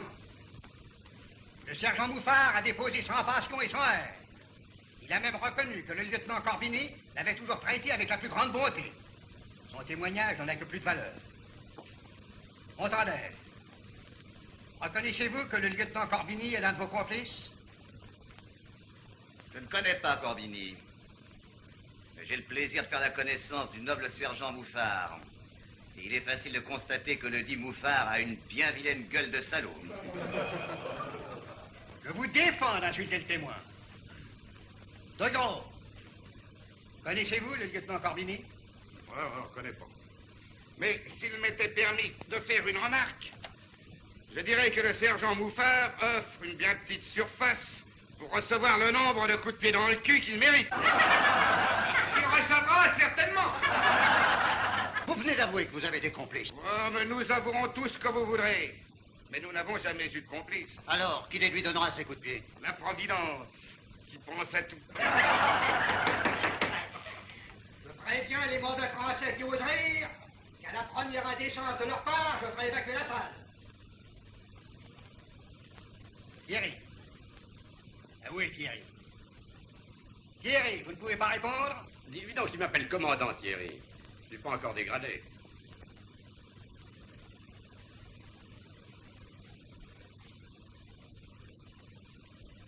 Commandant Thierry, vous avez entendu la question? Oui, on n'entend que ça. Rien que des questions. Et qu'avez-vous à répondre?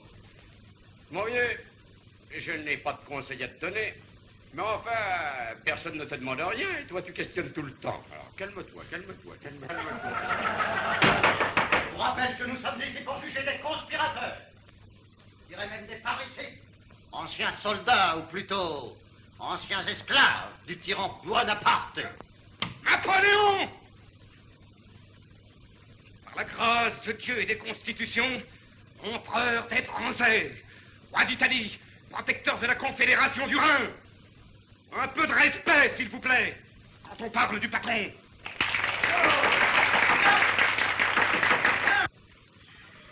Mademoiselle Lise d'Orient, je n'ai pas le temps de recevoir cette dame. Enfin, vous n'allez tout de même pas les faire fusiller. Mais si, madame, on va les fusiller, mais certainement on va les fusiller. Mais pourquoi? Mais à cause de leurs aveux. Ils reconnaissent toutes les accusations, même celles qui sont apportées par de faux témoins. Et comment savez-vous qu'il y a de faux témoins? Et ils étaient inutiles, mais c'était une précaution. Écoutez, excusez-moi, madame, j'ai en ce moment de très graves responsabilités. Non, je ne peux pas qu'on tue mon Fandel. Mais s'il n'y a qu'un condamné à mort, ce sera lui. Non, je ne veux pas, je ne veux pas. Ça serait si amusant, la police, si on pouvait se passer des femmes. Monsieur le général baron Grandaille de la Bretonnière. Présent. Comment il est là, celui-là? Au général, le conseil de guerre, sur votre demande, a décidé de vous entendre. Le conseil vous écoute. Sur le complot, je n'ai pas grand-chose à dire. Sinon que je doute de son existence réelle. Mais je suis venu vous parler de ces hommes. Pendant 15 ans, à côté d'eux, j'ai marché sur les routes de l'Europe. Je les connais. Il y a dans l'accusation un mot absurde, un mot intolérable. Ce mot, c'est trahison. En 1815, ces officiers ont refusé de rester dans l'armée. Ils ont refusé de prêter serment au nouveau drapeau. Ils ont pu attaquer le régime, on ne peut pas dire qu'ils l'ont trahi. On les accuse aussi de crimes contre la patrie. C'est un mensonge. La politique est une chose, la patrie en est une autre. Il n'y a pas de crime en politique, il n'y a que des erreurs. Leur erreur à eux, nous la connaissons. Ils ne se sont pas mis du côté du plus fort. C'est ça que l'on voudrait punir? Prenez garde qu'en les frappant, vous ne frappiez les plus hautes vertus des hommes. La loyauté, la générosité, le courage. Et la plus difficile de toutes, la fidélité dans le malheur. Un éveil que je défends ici, c'est l'honneur de notre pays. Prenez garde que sur ces poitrines, il ne reste plus de place où des balles puissent passer sans crever d'anciennes blessures. Il ne faut pas que dans une cour de caserne, un peloton français prenne pour cible le dernier carré de Waterloo. Il fait pleurer le président. Oui, ça se gâte.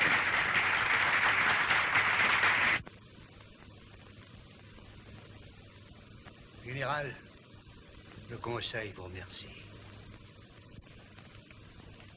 Grandaille.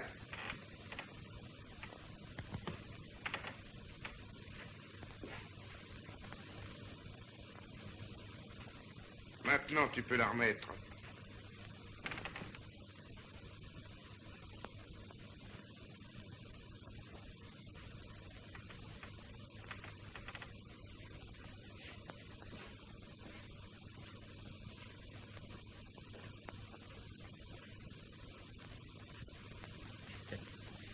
Sais-tu pourquoi j'ai envoyé 250 policiers se mêler au public du procès?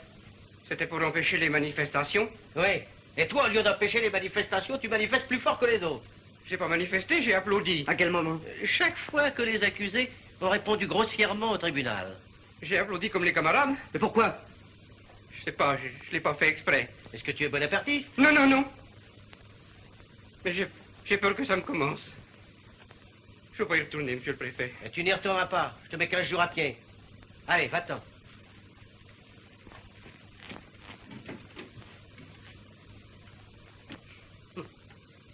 Voilà. Il est visible que cet homme est un idiot. Et c'est ce qui aggrave mon inquiétude.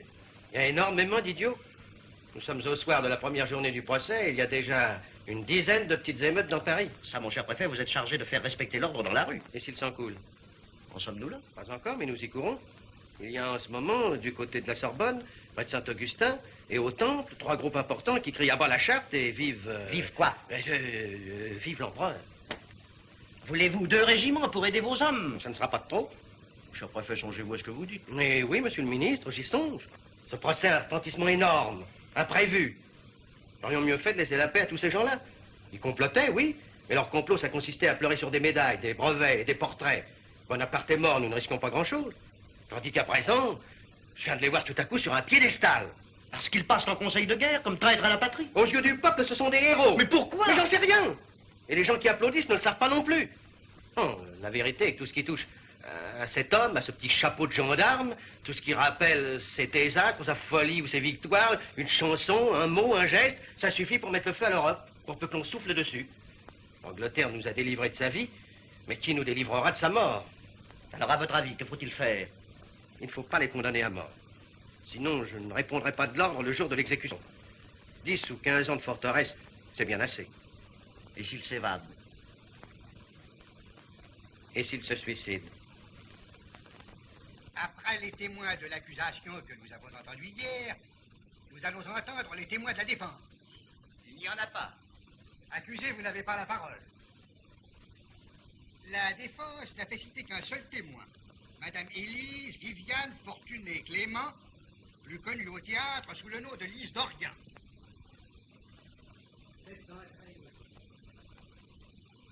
Qui a fait cela? C'est moi, j'ai le devoir de vous sauver. C'est ça le témoin à décharge?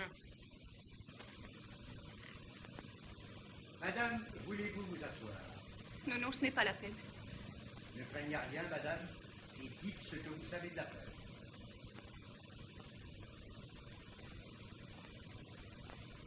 En octobre dernier, c'est-à-dire il y a 8 mois, je fis la connaissance d'un lieutenant des armées du roi, monsieur de Breuilly. Ceci n'a aucun rapport avec le procès. Si monsieur le capitaine rapporteur a l'intention d'intimider le témoin ou de fausser les balances de la justice, qu'il le dise tout de suite. Nous l'avons convoqué qu'un seul témoin. Je demande au tribunal de l'écouter. Maître, nous l'écoutons en toute impartialité. Parlez, madame. J'aimais monsieur de Breuilly.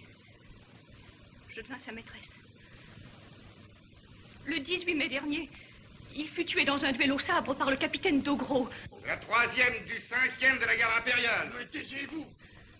Je jurais de le venger. Mais j'ignorais que monsieur de Breuilly avait fait fusiller à Nantes un vieux compagnon du capitaine et qu'il était un agent de la police secrète. Ceci, le témoin n'a pas le droit de mettre en cause un homme qui n'est plus là pour se défendre. Et si d'autre part le témoin dit la vérité, il vient de révéler un secret d'État. Je demande le huis clos. Le tribunal invite le témoin à plus de discrétion dans une matière aussi délicate. Je résolus de sauver mon amant. Je me rapprochai de monsieur de Montander. Je le surveillais pendant quelque temps. Et j'apportais moi-même à monsieur le préfet de police les preuves du complot.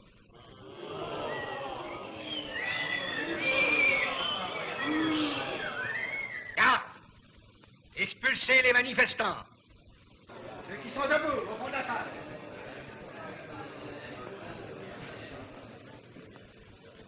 Continuez, madame. Je ne m'oppose plus à l'audition du témoin. Il vient d'apporter à l'accusation un renfort inattendu. Le témoin affirme l'existence du complot. Mais oui, le complot existait. Mais quel complot? J'ai connu ces hommes. Ou du moins, j'ai connu leur chef. J'ai pénétré leurs pauvres secrets. Ce n'était pas un secret d'ambition, ni un secret de haine. C'était un secret d'amour. Vous n'avez pas le droit de faire tuer ces hommes parce qu'ils voulaient délivrer un enfant. Mais c'est une plaidoirie. Et j'ai le droit de plaider. C'est pour moi que je plaide. Car il n'y a qu'une trahison, c'est la mienne.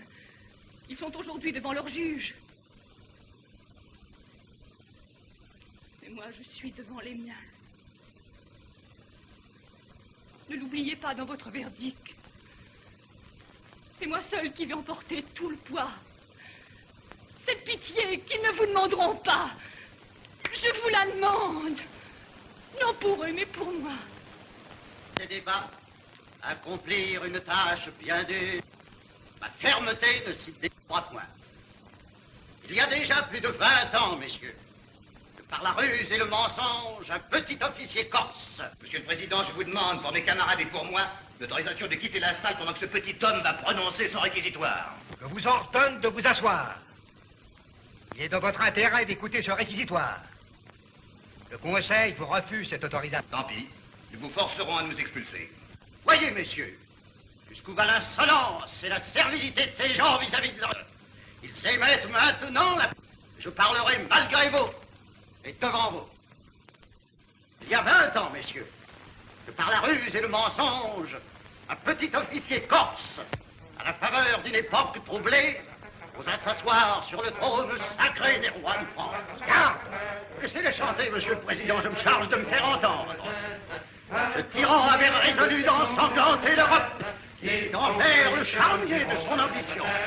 Qu'ils sont jolis, fermes et ronds, mais ceux qui vivent à leur honneur, Combien de trop réussi. mais qui ne sont pas de la Nous savons quelle souffrance méritée le monde abattu paye à son crime. Et l'autre aussi gros que son lac entière. Il nous reste à punir ses complices, ses complices, ses complices, les voici.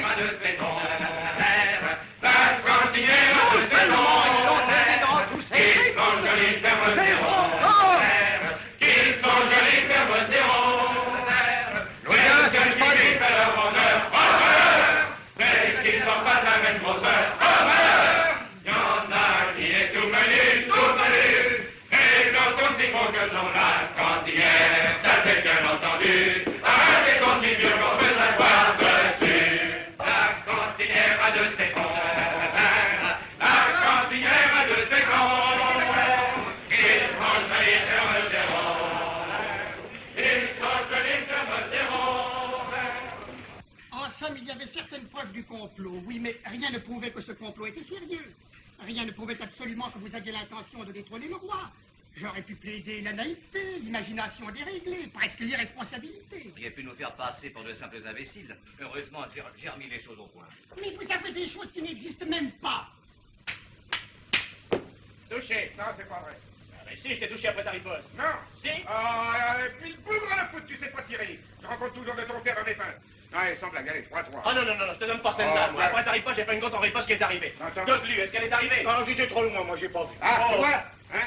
Alors. Oui, bah je vais te la refaire, mon Dieu. Oui, eh ben essaye donc, espèce de marmiton. Allez. Allez, essaye, tiens, vas-y, viens, là, il est ce coup-ci, t'as touché À l'école, monsieur, à l'école. Mais la première fois... Un peu de silence là-bas. Venez plutôt ici, il y a du sérieux. C'est arrivé, tu sais pas qu'elle est La arrivée. première fois, oui, sûrement. Arrive ici. Assieds-toi. Et écoute. Écoutez-moi, messieurs. Votre manière de vous défendre jusqu'ici nous a simplement consternés. C'est un suicide. Vous assassinez vos défenseurs, vous anéantissez à l'avance nos plaidoiries. Ah, mais on s'en fout de vos plaidoiries. Finalement, nous ne pourrons plaider que la folie. Mais là, je te le paye. Cependant, un espoir nous reste.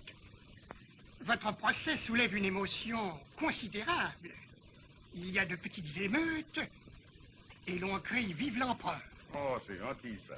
J'ai tout lieu de croire qu'en haut lieu, on est fort ennuyé.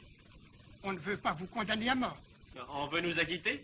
Acquitter, non, ce n'est pas possible, mais 12 ans de forteresse et après 1 ou 2 ans de captivité, votre grâce certaine.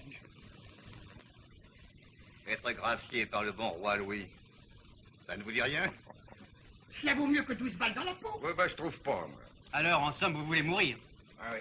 Mais pourquoi Oh, écoute, vieux, tu es un saint homme. Mais tu n'y comprends rien et tu nous en bats. C'est ça, c'est bien ça. C'est tout à fait ça. Eh bien, nous vous sauverons malgré vous. Le tribunal ne voudra pas vous condamner. Nous saurons bien l'y forcer.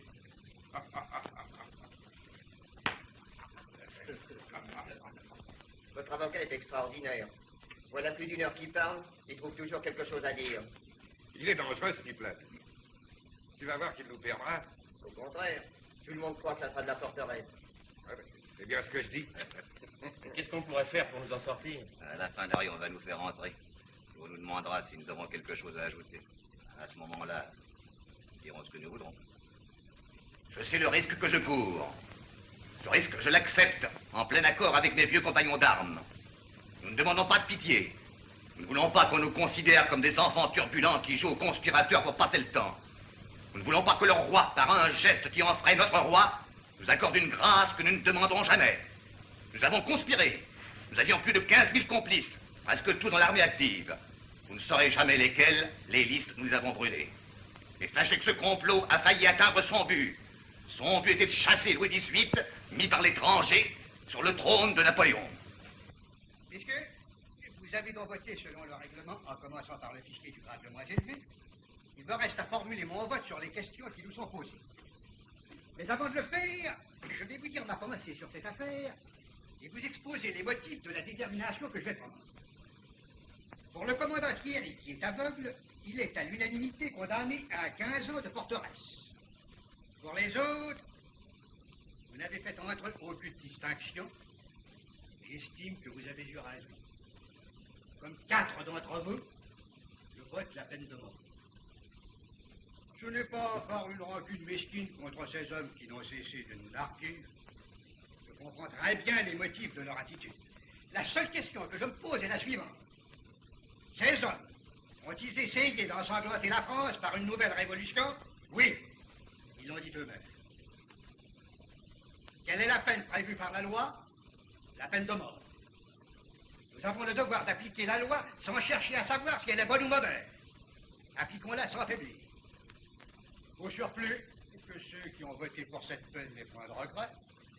Ces hommes désirent mourir, vous l'avez vu, ils vous l'ont dit. Et puis, en somme, songeons que la mort, nous ne l'inventons pas pour la leur infliger. Ils seraient morts un jour, comme tous les hommes. Et notre verdict ne fera que devancer leur fatal. Mais aujourd'hui, au lieu de mourir pour une artère qui éclate, ou par une pneumonie, ils vont mourir pour une idée, pour un amour. Si ma destinée un jour me donnait le choix, je sais ce que je choisirais. En ce qui concerne la dégradation militaire, il y a donc 3 voix pour et 3 voix contre. Ma voix de président va donc trancher la question. Eh bien, messieurs, la dégradation militaire est une peine que l'on inflige aux voleurs, aux pillards, aux assassins et aux lâches. Je déclare que je vote contre. Ces hommes ont mis le souvenir de leur idole plus haut que les intérêts de la France. Ils n'ont donc pas été de bons Français, mais personne ne peut dire qu'ils ont été des lâches. Si l'avenir réservait à notre pays de nouvelles catastrophes, ils voudraient être capables de mourir pour notre roi, comme ils vont mourir pour leur empereur.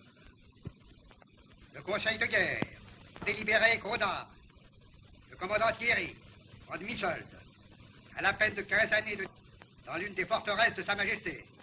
Je le savais, qu'on me ferait cette misère, qu'on me refuserait une mort de soldat. Est-ce qu'on a besoin de voir clair pour mourir? Colonel, marquis de Montrandère, capitaine de Gros, le commandant Fourré. Qu'est-ce que tu as mangé? Le lieutenant Huguenin. Ma délivrance. Le lieutenant Trier. Le lieutenant Chouard, en demi-solde. Moglu, grenadier, tous à la peine de mort. Les condamnés seront passés par les armes. Ils ne seront pas dégradés. Merci. 6 juges du Conseil de guerre ont signé leur cours en grâce.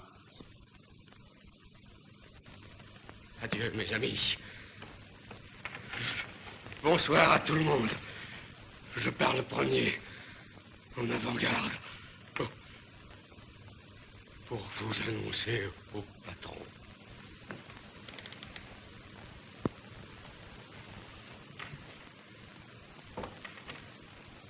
Madame, tout nous est signé. Cependant, une chance vous reste. J'ai pensé que si ces hommes avaient refusé de signer leur recours en grâce, c'est qu'ils craignaient qu'on ne leur fît demander cette grâce pour la leur refuser ensuite. J'ai donc tenté une suprême démarche auprès de monsieur de Villèle. Et voici la chose la plus étrange qu'il soit. La grâce est signée de Sa Majesté. Il n'y manque plus que le consentement des condamnés. Ils le savent? Pas encore. Et c'est vous qui leur porterez cette feuille. Donnez. Attendez. Donnez. Ce papier ne doit pas sortir de vos mains. S'il refusait de le signer, vous le donnerez au gardien-chef. Vous serez d'ailleurs constamment surveillé jusqu'à la fin de votre mission. Donnez vite. Dites à monsieur de Montander qu'il signe. Et la peine sera commuée en 10 ans de forteresse, où il sera traité en officier. S'il refuse, ils seront fusillés demain à l'aube. Voici le laissez-passer pour pénétrer dans la prison. Et voici la grâce. C'est la mienne que vous me donnez. Merci.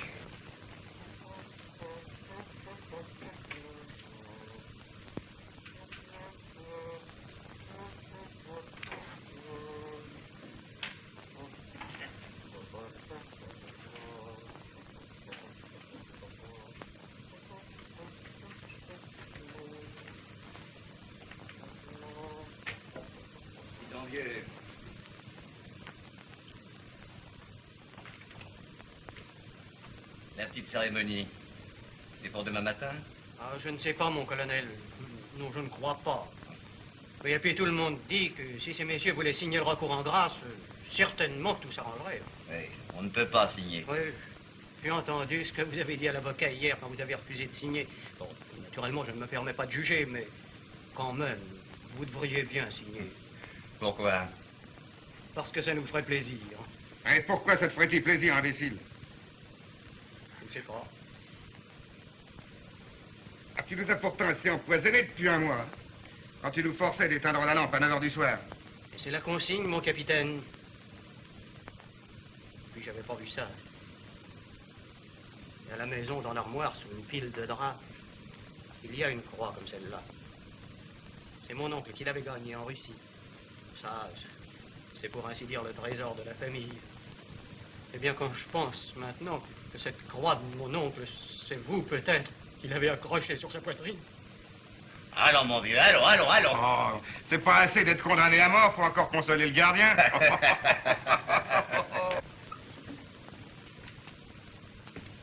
Une dame demande à voir monsieur de Montander. Elle a une autorisation spéciale.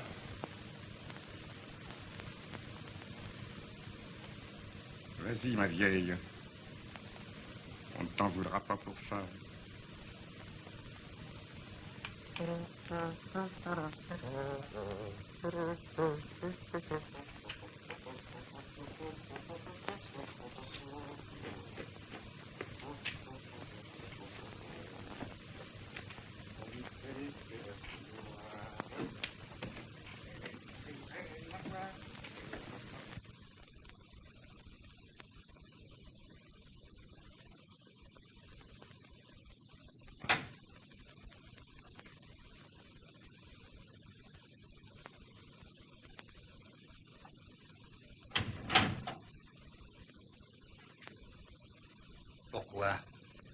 Pourquoi êtes-vous venu? Pour te sauver. C'est ta grâce. C'est votre grâce à tous. Il est signé du roi. Qui te l'a donné? Signe tout de suite. Fais-la signer à tes amis. Qui te l'a donné? Le préfet. Préfet de police, tu le vois toujours? Oui, Gérard, pardonne-moi. Oui, je viens de le voir. Je viens de me jeter à ses genoux pour réparer le mal que je t'ai fait. C'est par lui que je t'ai trahi, mais c'est par lui que je te sauve la vie.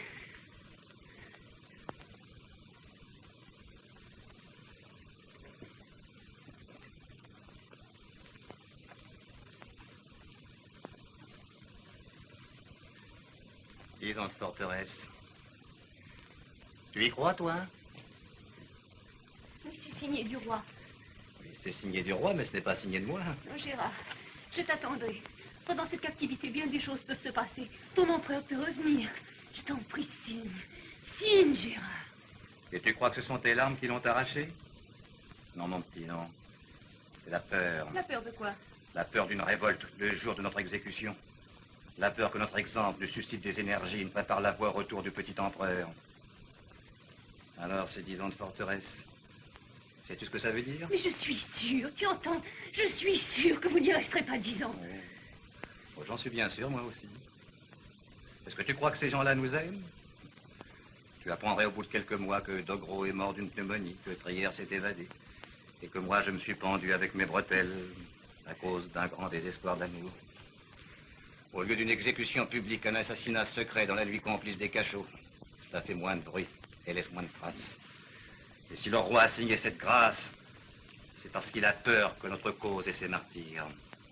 Ah. Rapporte ce papier sinistre au pantin qui te l'a donné.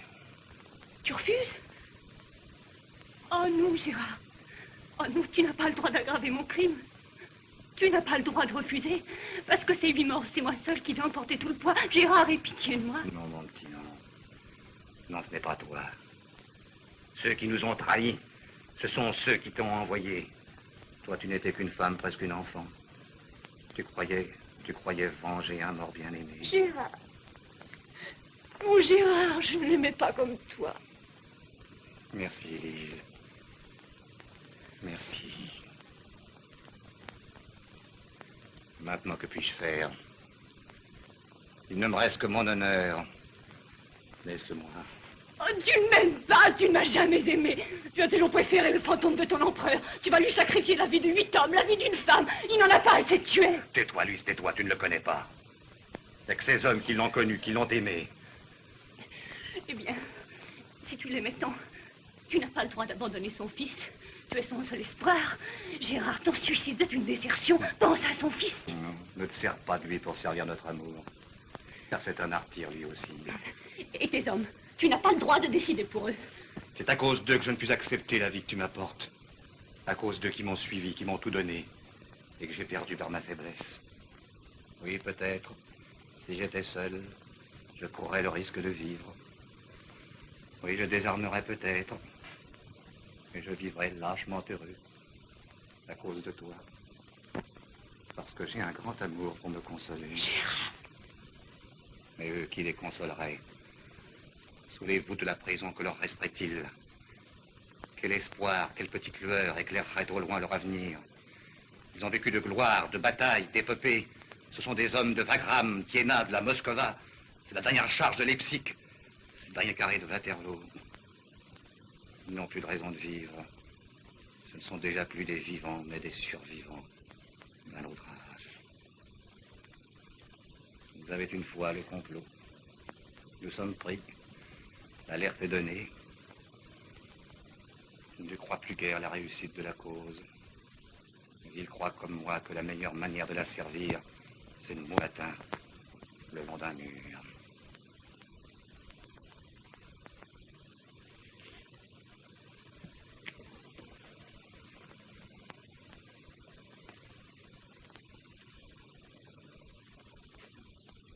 Adieu, Élise.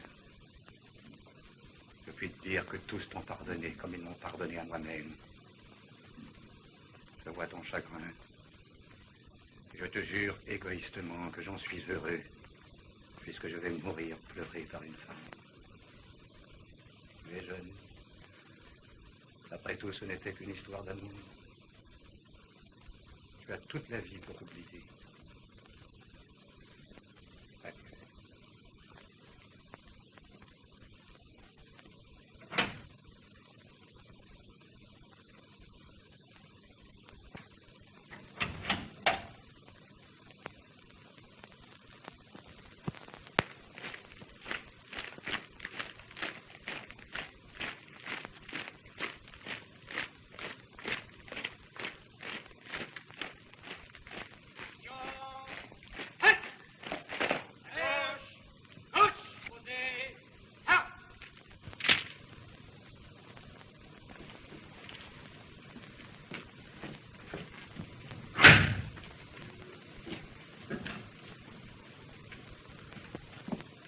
Voir.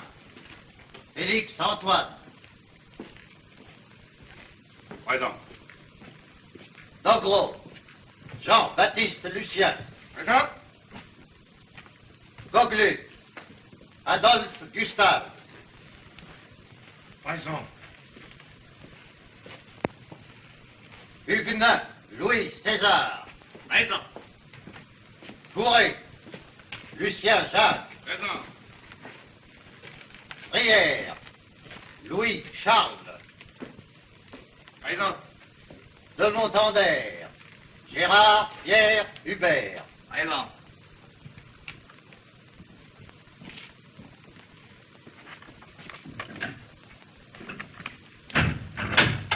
Avez-vous affaire, au moment suprême, quelques révélations pour libérer votre conscience? Mais non, mon vieux. Nous avons parlé à l'aumônier.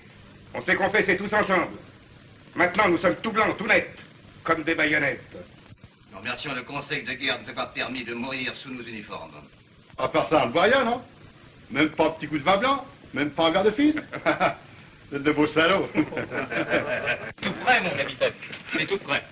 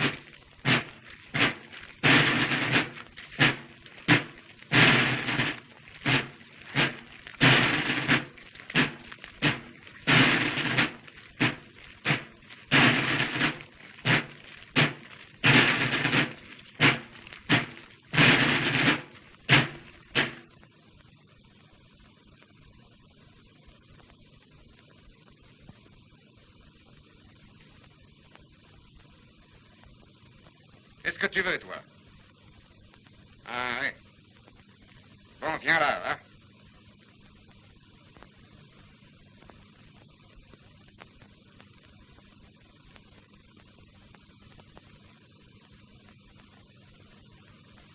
Apprêtez vos armes.